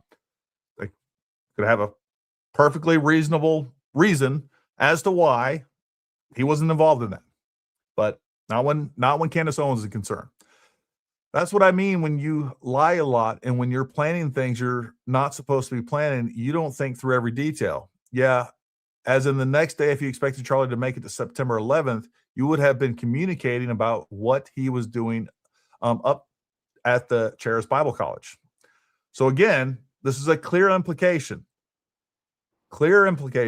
right here that Brian Harpole, and if you're on the jury and you've heard everything you've heard, would you not have to come to the reasonable conclusion that Candace Owens, time and time again, has implicated Brian Harpole directly and indirectly regarding the death of Charlie Kirk? Not just the death, the murder, the conspiracy to commit the murder of Charlie Kirk. Owens' followers understood the implication of her statement. The video's comment section is filled with comments like the ones below, agreeing with Owens' insinuation that Harpole knew Kirk was going to die on September 10th, 2025, and that is why he did not make security arrangements beyond that date. Here's some more comments down there, and that's the thing. You can say whatever you want. If you're a Candace Owens follower, you can say whatever you want, but those of us that are listening to Candace Owens know exactly what she's saying indirectly and implying. And yes, by the way, and that was one of the things that I asked Andrea Burkhart when it came to this, is like, if you're just implying or insinuating, is that the same? She's like, the court's going to look at that as the exact same as if you say it directly. So, and then when you look at the comment section, you can see the conclusion that she's led everybody to. All of her cattle, they just move right over into the to the freaking slaughterhouse over there, and they're all saying the exact same thing. Like, oh, yep, definitely. Eric Kirk's guilty of this. Brian Harpole's guilty of this. And folks, I want you to imagine if and when we see the Eric Kirk lawsuit and the TPUSA lawsuit, because I hope to God they file them separately, as they should. Because she's made claims against TPUSA, which is a different organization than Erica Kirk herself. We're going to see language, and we're going to see posts, and we're going to see captions, and we're going to see screenshots that are very, very similar to this, and actually much worse. Because not only has she implicated Erica Kirk directly and indirectly into the assassination of Charlie Kirk, but also child sex trafficking, which is worse. I'm telling you, man, she's done. And I'm not a lawyer, so don't take that as my professional legal assessment, because I'm not a lawyer. I think it's pretty obvious, though. While thousands of Owens followers supported her efforts to promote unsubstantiated claims, others encouraged her to exercise caution. She ignored their pleas. Deborah, who I talk to all the time, an ex, love Deborah, and CCG Bryson, bringing a little common sense and clarity to the chat. Yes, the document is real. No, the timeline isn't. The name Morse from Harry, Mitchell, Michael, there's no visible case number. And what we're shown is a photo of a screen in edit mode. And the big takeaway, a guy with PTSD in a backpack wandered where he shouldn't have, and alarmed MPs, not exactly the cinematic whistleblower saga we were promised. Excellent statement, Deborah. CCG Bryson. So to be clear, he landed in Dallas at 5 a.m. September 8th, found a way to Arizona and back to Dallas before 12 p.m. September 9th, which, yes, that was another piece of this. He had gotten in very early on September 8th at Dallas as well. It's just ridiculous. Especially when you look at the time change, time difference in the time zones. I'm sure he drove 27 hours to attend a secret assassination briefing. You are debunked again. Stop embarrassing yourself and critics of Jews. You keep using the word factual, yet you've provided exactly zero verifiable evidence to support the claim. You do understand that facts require evidence, right? Simply asserting something doesn't make it true. And if Stephen Paddock and Thomas Crook somehow got together and had a love child, it would be this Mitch guy. Oh my God, that's the truth. That's how baffling and opaque his history is. Other social medias have joined in and amplified the misinformation that has been spread by Owens. Nicholas Stelzner, another moron. The legend, a crowd full of students standing with a pathetic liar and psychopath criminal that had Charlie Kirk killed. Blake Bednar's videos don't lie, Erica. Blake Bednar's videos are retarded. Just retarded. I mean, just defy physics, ignore all common sense, evidence, logic. Ignore it all. Ignore reality. Just say wild nonsense. Since Charlie Kirk's assassination, Owens has intentionally proliferated a campaign intended to impugn the reputation of Harpole without even a modicum of substantiated evidence. She has publicly accused Harpole and Integrity Solutions of foreknowledge, participation in the cover-up of assassination of Charlie Kirk, as well as professional unfitness and criminal negligence. Despite Owens admitting that she had viewed Harpole's flight records, she continued to accuse him of attending a meeting at Fort Huachuca, based solely on unsubstantiated testimony from the defendant Snow. Furthermore, without any evidence that Harpole acted negligently or intentionally with regard to the assassination of Kirk. Owens spread conspiracy theories that he somehow and for some reason intended Kirk to die. As a result of the false and defamatory conspiracy theory spread published by defendants, Harpole's professional and personal reputations have been damaged. Additionally, he has lost out on business opportunities and suffered a great deal of emotional distress. Since defendants began their campaign to impugn and defame Harpole, he on a daily basis has been accused by thousands of people across social media platforms of murdering Charlie Kirk, a beloved and well-regarded podcaster and a major influential voice amongst conservative Americans. Since Owens began targeting Harpole, he has lost major clients and his reputation in the security industry has plummeted. In light of the above, Harpole is entitled to actual and punitive damages in amount to be determined at trial, a reasonable award as well into the millions of dollars. Couldn't agree more. Beginning in October 2025 and continuing through the filing of this complaint, Owens directly and through Candace Owens LLC and George Tom has continued to push defamatory remarks accusing Harpole of foreknowledge of, involvement in, and cover up of Charlie Kirk's assassination. These accusations also imply criminal behavior. Between December 9th and December 28th, 2025, Owens, through at least 8 separate statements published on X and disseminated via her podcast, falsely and negligently, if not intentionally, and with reckless disregard for the truth, alleged that Harpole attended a conspiracy meeting at Fort Huachuca on the day preceding Kirk's assassination and concluded with the government in connection with that assassination. She therefore also accused him of conspiracy to commit murder, a criminal offense. These statements include, but are not limited to, Owens' December 9th podcast in which she falsely claimed that Mitch Snow, who she described as credible, saw plaintiff at Fort Huachuca on September 9th, 2025, the day before the assassination. And when an operation is being confirmed, you have these final meetings and they involve all the higher ups, and you were trying to do this in a very isolated location where you know people are not going to actually happen upon you. Well, they sure screwed that up. They hit some of the, just kind of reiterate some of the Yeah, so after this, it's just bullet point by bullet point, just reiterating every single attack that she's done against him, like all the way down. And that's just like the rest of it. Yeah. Exactly. And you know what? I'm going to look for this again real quick. The matter of fact, I just remembered what the file name is. Fort. I was going to mention the 75,000. So I saw a lot of people in my comments being like, 75,000, that's not enough money. Like, please tell me that he's going to go for more. He's going to ask for more. So punitive damages are assessed like into the legal process. So those will be assessed and evaluated later and they will be added on. So the 75,000 is just basically their starting point. They basically have to, in order to file the paperwork, you essentially just have to have like a number of like where you think like your lowest point would be, and then the damages and the punitive stuff will be added in like as the legal process goes, right? So a lot of people were seeing that 75,000, they're like, that's it? No, guys, that's not it. That's their starting point. So they're going to continue to add more to that as the process goes on in the legal thing, right? Like, so, and I believe that the lawyer, somebody reached out to the lawyer on X today and he confirmed that that was the case. He said like the 75,000 is just our starting point and there will be more added to this as we go, essentially. Yeah. All right. I'm going to find, let me see where this is at exactly. Go back to this.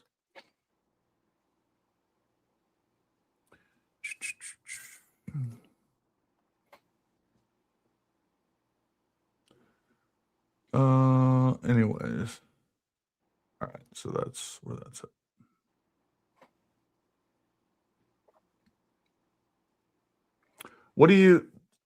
What's your thoughts on, when do you think they're going to, do you think that ultimately Erica is going to file a lawsuit?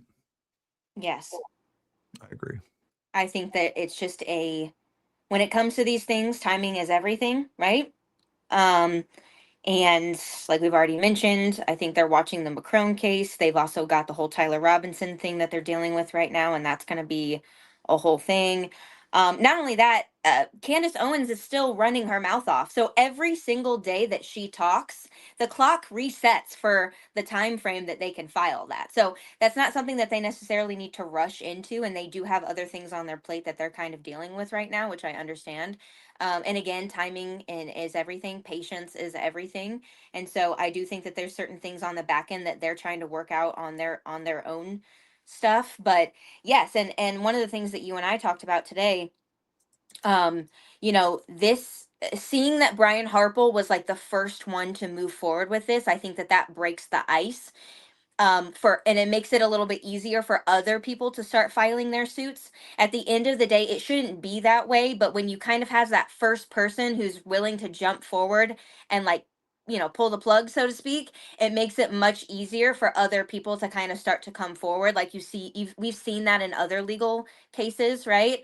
And so the fact that Brian was like the first one to be like, let's do this, I think it's going to make it easier for other people to start coming forward now as well. And like just like a brief list of people that I put together just in my head today. We've got Frank Turek, we have Terrell Farnsworth, we have, Andrew Colvett himself, Blake Neff himself. Like we have like so many. I think today when I sat down and I thought about it, there was at least like 10 to 15 people who could very easily have very clear like claims against her for defamation and slander and libel and all of that. So, yeah, it'll be interesting to see who starts to come forward now that you've had that initial person step forward and kind of like start that process, right? Yeah, it will be interesting. Will be interesting to say the least, for sure. And I am having I'm pulling this up in the Finder. Anyways, I'll find this video in just a few minutes. Let's do this. Let's take a few questions. I know there's a bunch of super chats and stuff like that. Let me get rid of this real quick. We'll make us big over here. Boom. There we go. Thank you for becoming a member. We appreciate you. Gary is an indestructible humanoid sent back in time to stop the radicalization of humankind. Armed with common sense and nicotine pouches, he will stop at nothing to reveal the truth. Thank you very much. Rhode Island Rob became a YouTube member. Thank you very much. God bless all of you. What Candace is doing to Erica is evil, and I appreciate your guys' work for pointing it out. You're welcome. You should watch her show from tonight. She's claiming she's a victim and never said the things posted in the lawsuit. Of course she is. Yeah. That's her Well, go-to. guess what? They're going to have quotes. They're going to have video clips. They're going to have screenshots of her tweets. She's done. The internet is forever, guys.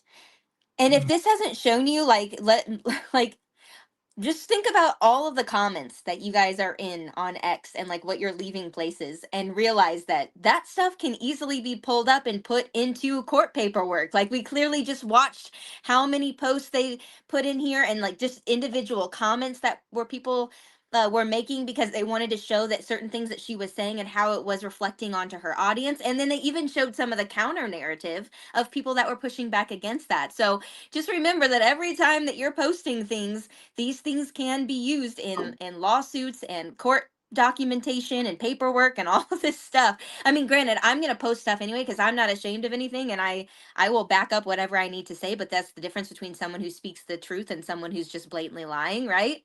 I don't have a problem. They can put whatever I've said in a court document, and I don't care. I'll stand on it 10 toes down. I'm good with that. But again, it's just really good to keep that in the back of your mind of like, this stuff could be used at any point in time. The internet is forever. Absolutely. And look, and the other thing too is like, we're all human, and like we get things wrong sometimes. And that's fine. But if you're an honest broker of information, you're going to come forward and admit it when you're wrong, or you're going to, Right. make a post about whatever, like fix it. It's as simple as that. But if you're not acting in good faith, then you don't. And that's one thing that Candace don't. The things that she'll fix, or she'll admit, that she'll admit she's wrong on, again, are non-material elements of this. She is so narcissistic and she's so ego driven that she won't allow herself to ever be wrong on anything that matters. She'll fix little tiny things that really don't even matter and be like, oh, I kind of got this wrong. Oh no, that really doesn't even matter. And by the way, the big things that you've gotten wrong, you never correct. This is actually a really cool. Thank you, Ken. This, I know exactly who this is. Somebody I met on the corner of Jackson Street in Taylor, Michigan.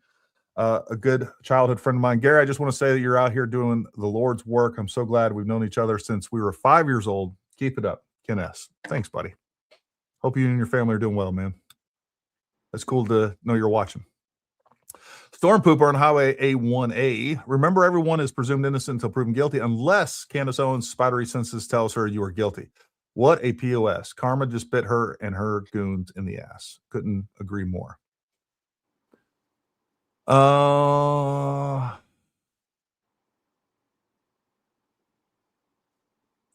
the car. No real man hits a classic. People said that. Yeah, and look, I want to be clear on that. I don't even care. A lot of people are like, "Oh, he wasn't like beating his wife." That whole clip has nothing to do with the way that he's treating his wife. All right, it's terrible. All right, I think it's not the way anyone should go about it. You know, I think most of us men have been pissed off enough to hit something, especially when we're younger. Dumb. He has every, like, and I'll even say this, like, if that's their joint property, he has every right. He went to jail for it. Apparently it wasn't his joint property. He is a convicted criminal. That's a fact. But it has nothing to do with that. It has to do with the fact that he made up a complete lie of a story. It's not that he's around, you know, menacing and with a hammer. It's the fact that he said that he was, you know, he took the scene out of the Stephen King movie Misery and said that was him. And then it turns around, that's not him at all. You know, he wasn't being abused or beaten with a hammer. He was the one wielding the hammer and beating the car. He just made that whole story up for people to feel sorry for him. I said it made him sound even more pathetic as far as I'm concerned. Do you think Candace Owens has access to funds like the Vatican or Gulf money to cover these? She doesn't act like a person who's concerned with lawsuits. I don't think that Candace, I don't know. Lisa, I'll let you give your thoughts on this. I don't think Candace has ever been held accountable in a big way yet. No, she And I hasn't think she hasn't paid the piper in like a big way. And like you said, I think that day is obviously finally going to come through one of these individuals, the many that we know that have very valid claims against her, right? Yeah.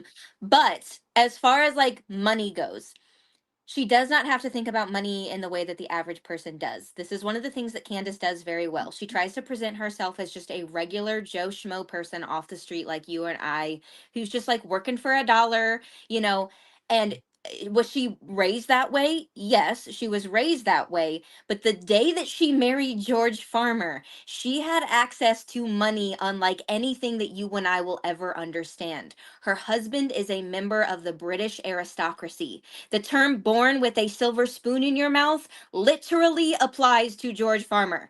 Like, the dude, make it a gold spoon, okay? Like, the dude has access to money that, again, we will never understand, and it is generational wealth through the simple fact that his dad is a lord. The day that his father dies, George automatically gets a seat in the House of Lords, just automatically by his birth. Hold on. I've heard that isn't true, that it's not hereditary in that sense. But regardless, your point remains. Well, okay, so as far as like his title though, like the title that he holds, he has that by birthright. That is passed like through family, right?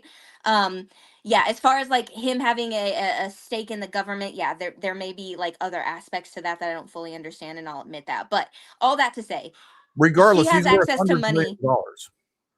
yeah, she has access to money that you and I will never understand. She is living a life that you and I will never understand as an average person. And money is not something that they sit around in the farmer house being like, oh, guys, I just don't know that we're going to make rent this month. Like, that's not something that they have to think about. And I don't look, just my own armchair psychologist assessment of Candace. I don't think she's driven by money. I really don't. Like, I think she's driven by the power and influence and, promoting her own ego. And I think she really gets off on the idea that she's able to convince all these people to attack Erica, for instance. And look, I've said this before. I think the intent here is ultimately to get Erica harmed, and I don't think she would. I think she would be pleased as punch if something did happen to her.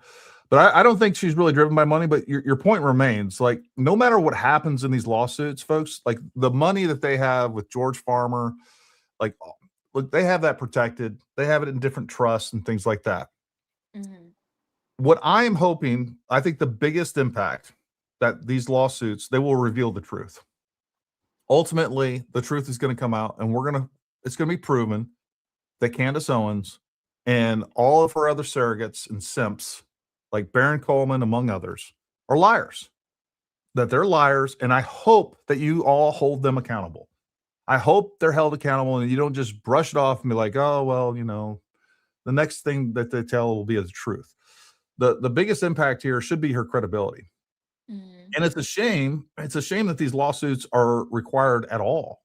Like, the fact that someone is making all of these claims with zero evidence, this should have been a thing where we, the people, society, people on social media are like, no, that's terrible to say. It doesn't, like, until you can prove it's true with actual evidence, you should not be saying this. Like, that's how we should be policing ourselves. I'm not a big fan of any, attack on the First Amendment.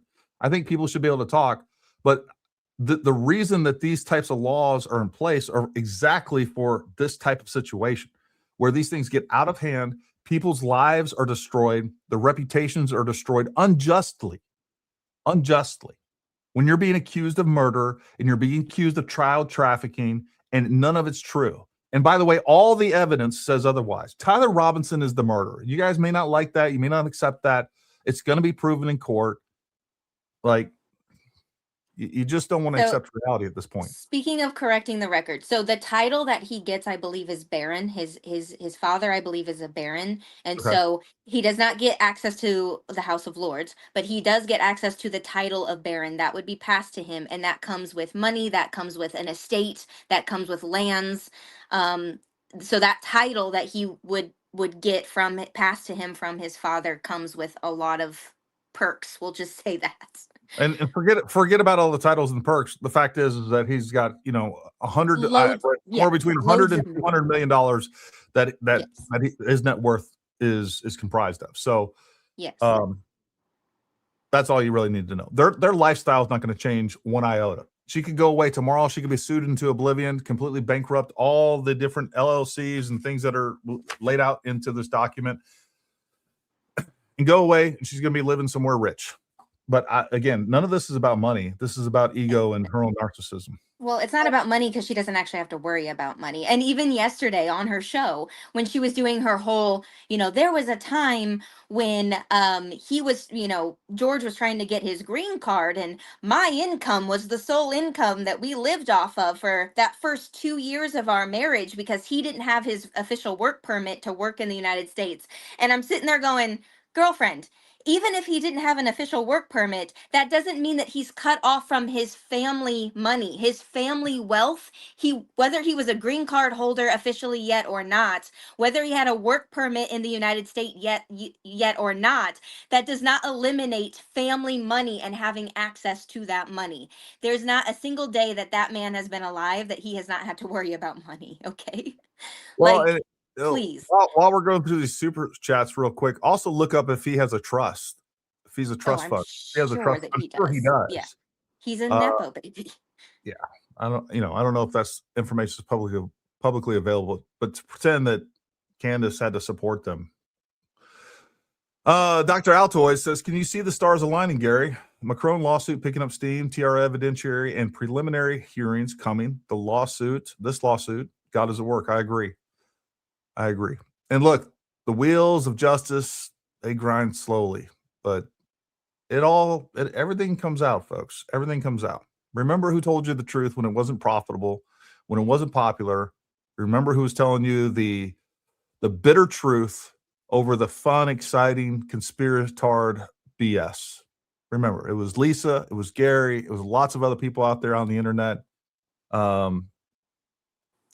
Just remember.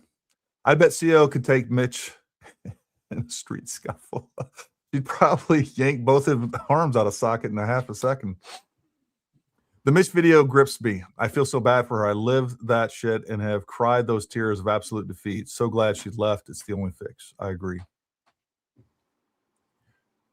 Candace Owens calling herself an investigative journalist is a slap in the face. Every journalist that has done actual field work, even Anderson Cooper, did actual field work. Couldn't agree more. Which is why that title page was spot on.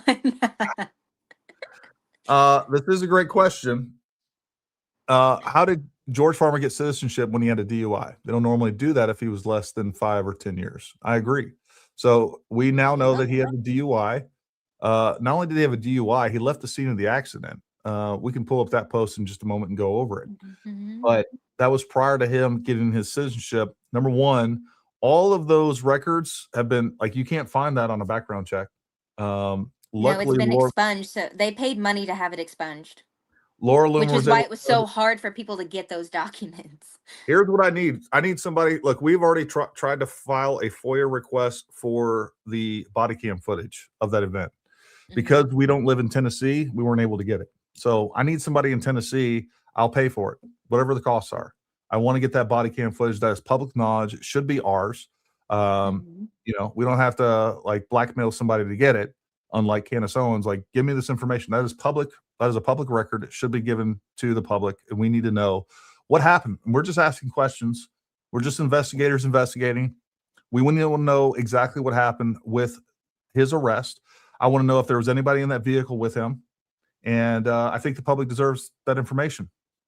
And I also want to know how he got his green card, how he got his citizenship, rather, when he had a DUI. Yeah, because if he lied on that application, that's a felony. If they paid someone to ignore it, that's a felony. Like, It's definitely either corrupt. way, like, I just want to know how they got around that, because whatever they did, it's looking like it was something illegal, because you can't do like half the things that they were able to do. But I also looked into this. So if somebody pays to have something expunged from their record, that does not guarantee that no one will find that information, right? That's not what the court is guaranteeing you. So what they're guaranteeing you by allowing you to expunge something from your record, it means that, yes, it will not come up on a background check. So it won't like hinder you from being able to get jobs. Landlords, when they run your information to like rent an apartment or rent a house or something, it won't harm you in being able to rent properties and get jobs and things like that. And when it comes to putting out that information publicly, news outlets are safe. Public citizens are safe to put that information out. The only people who cannot like put that information out to the public if a record has been expunged is a boss, someone who is an employer, again, a landlord, somebody like that. Those are the people who are limited from like being able to talk about that publicly. But like Gary, if he were able to get that body cam footage, he can release that as a private citizen. Absolutely. Yeah, no, 100%. And even if I couldn't, I would. All right, hold on. Let me look something up real quick here. There we go. There it is. All right, I'm gonna play this video in just a moment. All right, I got that teed up. All right, so I did a query on Grok about 4 months ago, and the simulation calculated that Candace Owens was making around $4 million monthly after expenses since Charlie's murder. I'm sure it's more these days. Yeah, when you start looking at what's his name, Josh, I believe his name is Josh Carr. Yeah, Josh Carr did an estimate on that, 30 to 60 million or something like that. I believe that's probably closer in the last 7 months, especially when you look at all the merch he sold off this. You look at obviously the views, and not just YouTube and Rumble, but also off of Spotify. When you look at how much, look, when you're getting that many views, and also off of X, and then when you're getting that many views and you're doing adverts and you're reading advertisements, like, man, those go through the roof as well. She's making a lot of money, and she's made a lot of money off the death of Charlie Kirk. Right off of his corpse, and it's disgusting. And by accusing Erica Kirk and many others, and Brian Harpole and many others, of very horrific things. Thank you, Ruby, for gifting 1 Paramount Tactical membership. Folks, if you haven't done so already, make sure you like, subscribe, throw a comment down there. And again, down in the description below, if you want to support this channel, it's a couple bucks a month. You can become a member. If you're watching this on X right now, you can become a subscriber. A couple dollars a month. It goes a long way, and it supports the work that we do. We really appreciate it. The other thing, the big thing that everybody can do, it's free. That really helps us. Share this content. Share the content, folks. Hit share, hit retweet, copy and paste it off of YouTube and go put it on Facebook, Instagram, whatever. Like, share it. Help us out a little bit. I love that somebody's finally go after her for her BS. I cannot stand to listen to that woman. Her conspiracy theories make me sick. And you know what? That's what this is really a test of. You can sit and you can listen to all this and you can go along with it. It is a conscience test. Like, you do not have a conscience. You do not know right from wrong if you support this nonsense. Yeah, I agree with this. Candace turned Charlie's murder into a clown show, and it's just sad for him and his family. I have zero respect for her. And not only did she turn it into a clown show, she attempted to undo all the work that he's ever done. She's attempted to destroy his legacy, to destroy TPUSA, to destroy his family, and accuse. Here's what she's also doing. She's accusing Charlie Kirk of being married to a child sex trafficker, because all that stuff happened before they were even married. I mean, it's nuts. And it's sitting here pretending like Charlie Kirk was so dumb that he didn't know the woman that he married, didn't know her character, couldn't see through this facade because she was really his handler. I mean, it's just, this is low IQ drivel. Oh, but don't you know, as a Christian man, he was on the verge of divorce, right? He was about to leave his wife and small children, because that's what a Christian man is totally going to do. I mean, if you go off of what Candace Owens has told you about Charlie Kirk and the way that she has framed him, she has made him completely a completely different human being than who he like actually was. It's absolutely disgusting what she has like made him into. Yeah, no, it really is. And framed him and framed everybody else is the correct terminology too. We held classified meetings at AP's food court all the time. Skiff not available to do real work. Deciding hamburgers and hot dogs or barbecue being served at the company's summer party is very risky business. That comes from one of the building numbers being related to the food court, apparently. Super shout to the mods. Haters are heavy tonight. Yeah. Hey, thank you guys. I haven't been looking at the normal comments. I'm sure you guys are doing the Lord's works over there. So thank you guys for keeping things civil over there.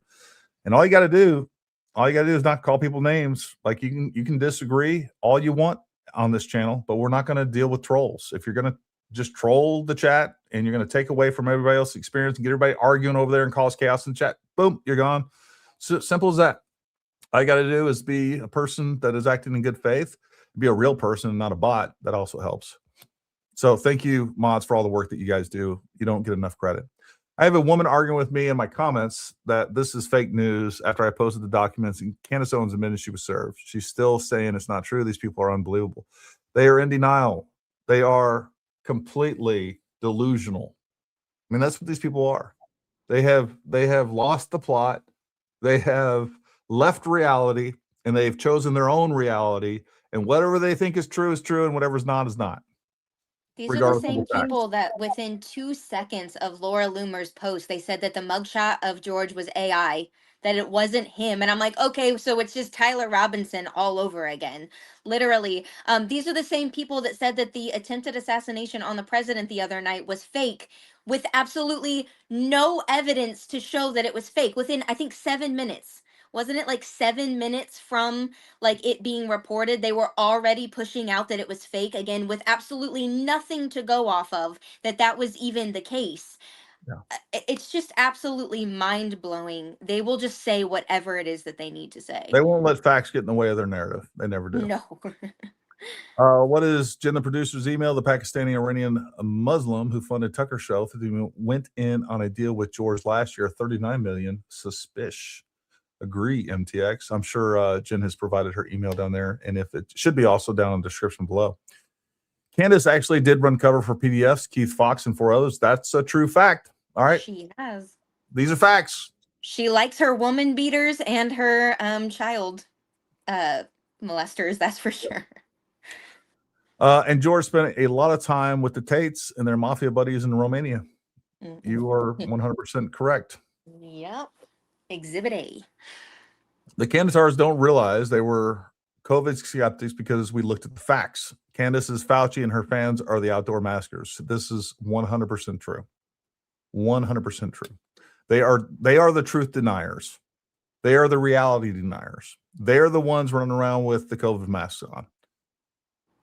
There's more to the Comey story. He posted 3 pics that day. Benny Johnson and Jack Posobiec outlined it. This AM Blanche said it wasn't just a photo. I'm down with that. I'll let the facts play out with all this stuff. I don't know. All I'm saying is that if that is the predicate for their prosecution, I think it's a little silly. And I think it's grasping at straws when I think he should be tried and convicted. And God, there's got to be more evidence out there and more people willing to testify some of the things that he was complicit in. Maybe I'm wrong. Look, they're good at covering up their crimes, folks. I mean, they are. I mean, this is the challenge that a new administration take over from an old administration that was corrupt like the Biden administration. I mean, that's the challenge, is they've had months to get rid of this. They've had months to get their story straight. They had months to get rid of evidence. They've had months to get all these ducks in a row to make sure that, and they understand the legal system, what can and can't be tried. So they're careful while they're committing the crime to begin with. And then they have plenty of time to cover up those crimes. So the lawsuit mentions conspiracy, huh? The Mitch Mustang beater goes on Candace's show. Candace sets up, gives send go for Mustang Mitch with a goal of $250K. Oh boy, this could get interesting. LOL emoji. Agreed. We still don't know where that money went, right? Is that still up? Because I saw a picture that I posted. I put it into a video. It was the last time I saw it was like $149,600. It was just shy of 150 grand. So I don't know if it's still up or whatever else. But that money's going to end up being Brian Harpole's. If I was Candace, I'd be grabbing that and putting that into my defense fund. She needs to put that in like an offshore account somewhere. Gary for charity. I love this. 30-6. Thank you very much. Odorized Rambling. All proceeds go to the winner charity. Would you agree to a slap competition with Mitch? His injured shoulder should be healed now in Vegas as a prelim to UFC PPV live.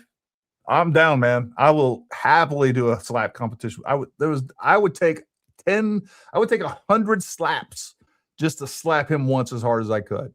I would pay a lot of money for that privilege. And I would literally take 100 slaps just to be able to do that once. I'd be a freaking ear-biting vegetable by the time I'm done, but it'd be worth it.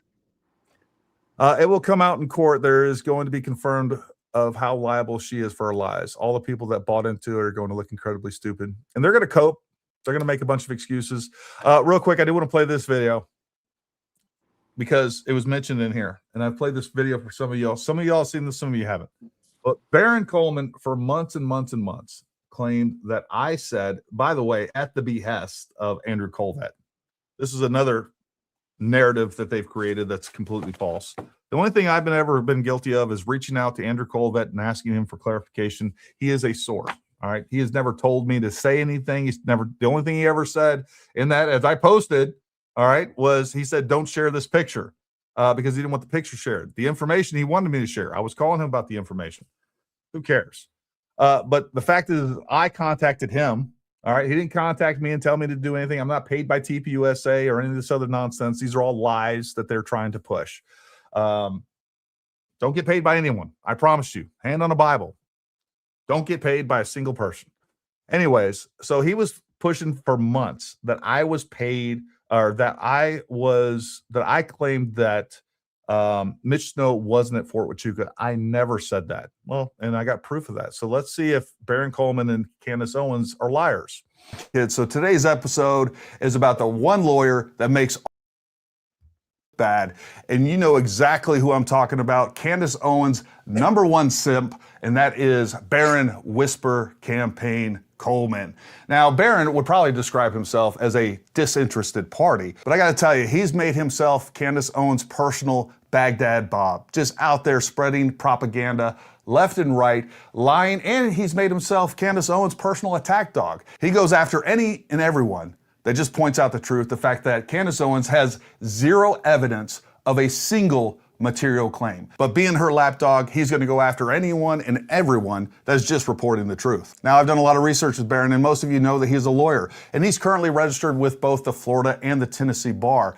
And I have checked, and I got to tell you, all the defamatory claims that he has made against, and accusations that he's made against Erica Kirk, TPUSA, and Andrew Colvett, those violate every single ethical standard of both the Tennessee and the Florida bar. It would be a real shame if he was taken to task and held accountable for his ethical violations, given that he is a lawyer and what he's doing to undermine our own justice system. Now, I got to tell you, I actually owe Baron Coleman some gratitude because I wanted to prove to everybody that he was a professional propagandist. He has a long history, going back to his time as a government informant. That's right, he was a government informant that as a lawyer unethically went around and intentionally tried to create a whisper campaign in order to prejudice. Let's just read this real quick.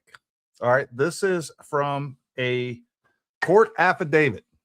This is Baron Coleman's own statements. I used the information from Matt Hart to create a whisper campaign in Lee County. We visited many homes during the election cycle in order to get this information out in the public. We targeted the individuals in the community that were well known and knowing they would repeat what we told them. When we would leave from a meeting with these individuals, they would have been told critical information from the investigation of Mike Hubbard in an effort to prejudice those individuals against Mike Hubbard. This information included the identities of people testifying in front of the grand jury. Baron Coleman intentionally created a whisper campaign, propaganda, to prejudice a jury. And he even admitted, and that is as a lawyer. This a jury. Can you imagine? That's crazy. But besides that, I wanted to prove that he was a propagandist and he was lying about me and everybody else. And man, Baron Coleman has done yeoman's work to make this easy to prove. He is my number one guy. As a matter of fact, Baron, I appoint you an honorary member of my harem of Gary's broads. But I don't want to put words in Baron's mouth. Let's listen to his lies about me from his own mouth. That all of these attempted alibis, the Mitch Snow wasn't at Fort Huachuca. That went through Gary. He tricked Mitch Snow's son into confirming that Mitch Snow was at Fort Huachuca. That was not known. In fact, that was hotly debated at the time. If you remember, if you go back in time, when the Mitch Snow idea first populated, there was a lot of doubt whether he was even there. Well, let's take his advice, go back in time and check the record because luckily the internet is forever. Let's see what I actually said prior to my December 27th interview with Mitch Snow's son. Look at this. All right, folks, again, this is a very common tactic with disinformation. What they do is they confirm, they show you proof, or say they even confirm, the non-material elements of the story. All right, I can confirm you were there. Who cares? Who cares if you can confirm this guy was there, or you can confirm that he stayed at a freaking Best Western somewhere near Fort Huachuca? None of that matters. What matters is you confirm what he's saying or anything. I mean, she confirms nothing ever. I mean, that's the problem with all this stuff. I don't doubt that he was, matter of fact, I'm quite sure he was down at Fort Huachuca. That doesn't mean anything. So for those of you who don't know, Candace Owens shared this, I don't know, as proof that Mitch Snow was there.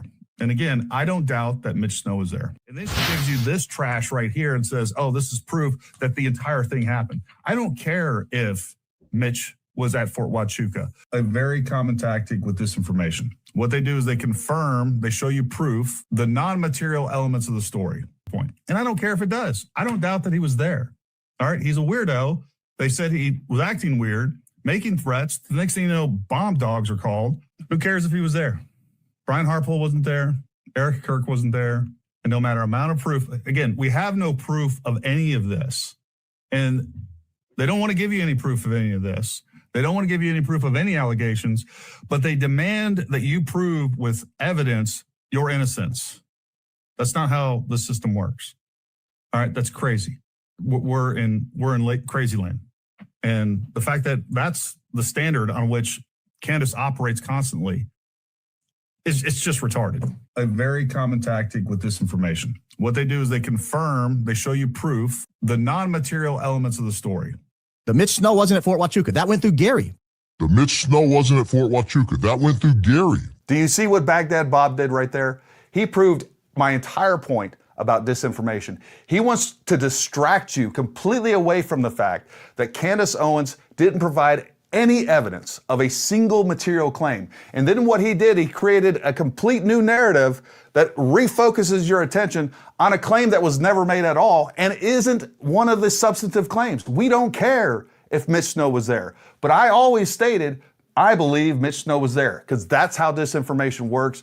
And man, Barron, did you prove my point? You went right back to that point that I said, hey, this is what they're going to do. They're going to focus on the non-material claims, and that's exactly what you did. But luckily, you are a man of character and integrity because this is what you said right here. I have this open standing agreement with anyone who has evidence that I've been wrong or that my opinion needs to be changed. Give me the evidence and I'll change my opinion. I'll make a correction. That goes for everything I've said. Everything. Well, thank you, Barron. I appreciate that offer. I'm going to take you up on it because now that I've proven beyond a reasonable doubt that you have lied for months out there defaming me, claiming that I said something that I didn't and making a whole shtick about it. Oh, look at Gary. Look what he did. I never said those things. So I'm sure at any moment you're going to issue a statement retracting every bit of that nonsense and you're going to come out and you're going to come clean with everybody out there. So I'll be waiting right here, waiting for you to retract your entire bullshit statement that you've been pushing around for the last few months. Oh, and you really should debate Andrew Wilson. I'm sure all the lies, all the nonsense that you've been pushing for the last 6 months, riding on the coattails of Candace Owens, I'm sure he won't be able to touch any of that stuff. Anyways, everybody else, you have a wonderful day. And until next time, stay armed, stay ready. We'll talk to you soon. All right. Just to reiterate the nonsense that we're constantly dealing with. We covered this one. Been a while since I was here this long. Thank you, Gary, for speaking out against psyops going on. I have been seeing stuff go on for a long time that seemed driven by agencies meant to destroy America. God bless you all. Thank you. Thank you.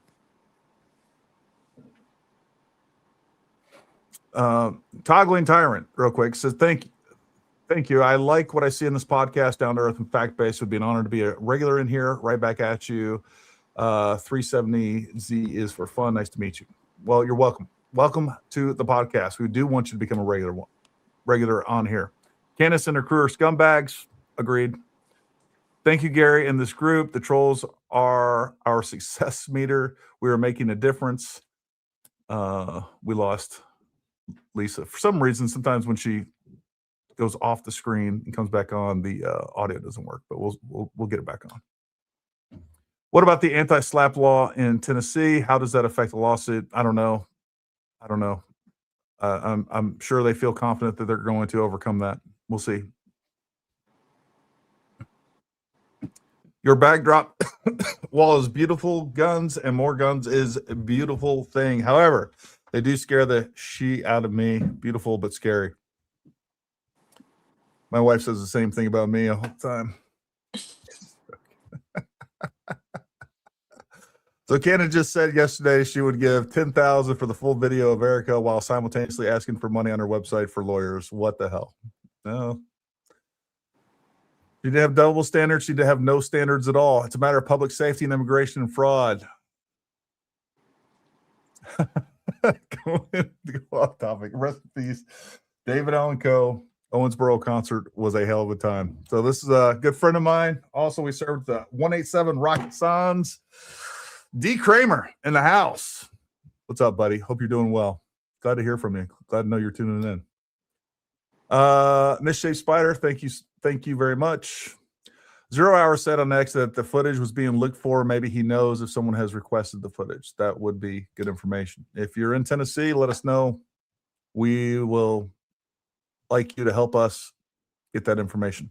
Oh my gosh, she posted a tweet that completely undercut her defense that will be added to the case. 2 hours ago, her lawyers must hate her. I don't doubt it at all. Matt K. Actual, what's up, Matt? DUI documentation has problems. It says black hair. The title block number 67 says perpetrator. Black hair is mad, but the block 67 is significant. The LE officer and supervisor are listed. Contact them. Good advice. Good advice. I had a lot of people mentioning this today. So, like, yes, on the police report that Laura Loomer posted, it does say that George Farmer has black hair. Now, they pull that from your driver's license. And so why George Farmer has it listed on his driver's license that he has blue eyes and black hair, I don't know. Unless Candace and him were wanting him to be more incognito on certain things or something. I have no idea. But those reports simply pull what is listed on your driver's license, and also what comes up with your plate when they run your information, right? It just puts it in automatically. Um, and so a lot of people are like trying to use that to say that the police report that she pulled was fake. And I'm like, no, guys, it just literally pulls from whatever is put in the system. So why he has his hair listed as black, I don't know. We're going to have to ask George Farmer, but that does not mean that the report is fake. And the fact is he was, I mean, we have clear indication now that he was convicted of that crime. So, Yeah, I was going to, didn't he plead guilty? I believe so. I believe so. I would say, I'm Allegedly. pretty sure he pled Allegedly. guilty. Yeah, I'm pretty sure he did too. Real quick, I don't know how much more. I mean, a lot of the stuff is just kind of reiterating some of the stuff that's already covered. But here's number 90. All of Owens' statements are either false on their face or create a false meaning reasonably conveyed by the published works. They're not protected opinions, rhetorical hyperbole, or questions without defamatory implication. It is simply false that Harpole knew Charlie Kirk was going to die or was involved in the planning commission or alleged cover-up of the assassination. Even if some of Owens' statements are technically true, it is no defense, whatever the individual statements are literally true, when the published statements so distort the truth as to make the entire publication false and defamatory. Owens' words collectively imply to a reasonable reader or viewer that Harpole had foreknowledge of the assassination, was involved in its planning, execution, and cover-up. And it goes on to just talk more about that. And understand also, folks, you guys can download this stuff and read the rest of it. But I mean, the fact is she's cooked. She's cooked. They're going to be able to prove all those statements that they outlined are absolutely false, that they defamed and slandered Brian Harpole. And old Mitch Snow is going to be right there with him. Mitch Snow is going to be right there with him. And he's cooked as well. So I can't wait to see all this play out. It's feels like it was a long time overdue, and hopefully we're going to finally see some justice come out of all this, because it's much needed. Well, Lisa, what else you got? Defamation cases are really hard to prove. Like, the threshold is really difficult because intent there can be really difficult to like show someone's intent, right? Yeah. And that's where I think that they have a really good case here, is that they can clearly show that she had information that she ignored. Once they start getting discovery and they can start digging into her records, if they show that there was any financial exchange between her to Mitch Snow, that she paid him, if there's messages between them, one of the things they'll be able to pull is her phone messages, her DM messages back and forth. Like if she was prompting him or peppering him with things to say ahead of time, going into that. Like, hey, yeah, I want you to say this. I want you, like, that's all going to be stuff that they're going to be able to look into, because that will fall within the scope of, as long as the messages have to do with these interactions, right? Well, that's a great point, because Yeah. now that you say that, like, it was probably strategic that they filed a lawsuit against Mitch Snow and Candace Owens so they can get all of that information. They're going to See pull what his kind of stuff too. collusion and coordination was actually taking place behind the scenes. Yep. No, that's a And great. so again, intent is hard to prove, but depending on what she's got where, she's just a very incriminating individual anyway. Like anybody who's watched her for half a second, like she doesn't pay attention. I don't know if it's just because there's so much narcissism. The thing with narcissists is they don't think they're ever going to get caught, right? They don't think that they're ever going to get in trouble. They don't think that it's ever going to come back to bite them. And so they don't they're not really careful about these things. I also think there's a thing with her, and I don't know if this is just narcissism, delusion, or whatever else. It's like, I think look, I'm convinced that a lot of the things that she says she knows isn't true, but I also think that she, on the other hand, she also, whatever she believes to be true, she thinks it is true, regardless of whether there's evidence or not. It's delusion at its base. And I would love to have Jordan Peterson come on here and kind of explain some of that, or any other psychologist to explain what's going on with that from a psychological standpoint.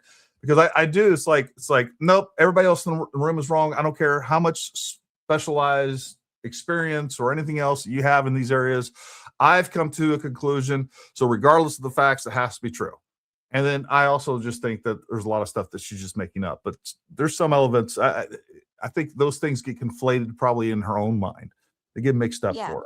I mean, they legitimately think that they are, yeah, the smartest person in the room. I'm never going to get caught. I've already thought of it all. I mean, look at Ted Bundy. He tried to defend himself as his own lawyer, and he absolutely like fell on his face, but he thought that he was the smartest person in the room and that he thought, you know, that he could do this. It was part of his own narcissism, his own arrogance. I mean, you can look at like historical cases of this happening, and yeah, it's just going to be interesting because she, again, whether she realizes she's doing it or not, she she incriminates herself left, right, and the third all the time. So it's just, yeah, it's going to be interesting to see how this all goes, and I'm waiting for her to immediately try to throw it out because again, she's all walk, or I should say all talk and no walk, right? So Yeah. Oh, she loves discovery. That's going to be followed up by a motion to dismiss. Watch this. Oh Watch yeah. it happen. Just like we saw with the Bridget McCrone. I think we're on like the third or fourth motion to dismiss with the Bridget McCrone, that she was wanting discovery so bad. Turns out, in my best Maury Povich reenactment here, that was a lie. Yeah. So, anyways, a lot of information there. I would like to get. We'll see if we can't get Andrea Burkhart, see if she's willing to go through this and kind of go through the merits of this and get her professional assessment on this. But I think, I don't know. I think it's pretty obvious what's going to happen, what information is going to be presented to a jury. She's cooked. That's all there is to it. Well, Yep, cool. and this is just the first domino to fall. So this is just the starting point. It'll be interesting to see what comes after this and how much more starts to pile on. Yeah. No, I couldn't agree more. Couldn't agree more. It's going to be interesting to watch. She had her 7 months of fun. Hopefully the next 7 months or sooner, we'll start to see more and more of this for sure. But it's long overdue. And I know a lot of people are out there were getting frustrated. And luckily, Brian Harpole had the courage and fortitude to follow through, because man, these are not fun things to get into. This lawsuit in itself could drag out for 3-4 years. It really could. So we'll see what happens with it, and hopefully justice will prevail. And we'll see. That's all there is to it. Well, listen, Lisa, thank you so much for coming on. We always appreciate your input. So it's always fun to have you on the show. That's for sure. Folks, thank you for tuning in tonight. We appreciate you. We appreciate all the super chats again. We appreciate you watching, your comments. Make sure you like, subscribe, share our content. Go make sure that you follow Lisa Knows on X and TikTok. You do a lot of stuff on TikTok. I don't even look at TikTok, but I probably should. I know it's becoming a bigger and bigger platform. But anyways, make sure you guys go follow her and just be careful what the information that you consume. It really comes down to having a little cognitive security and that, like, hey, is what I'm believing evidence-based? And we have to self-assess and understand that all of us are vulnerable to this stuff. And the more that you realize you're vulnerable, the less vulnerable you actually are. It's those people out there that think they're not that are actually the most vulnerable. So, be careful with that. Anyways, folks, thank you so much for tuning in. Thank you again, Lisa. Lisa, you don't go anywhere. But everyone else, I want you to have a wonderful night. And until next time, stay armed, stay ready. We'll talk to you.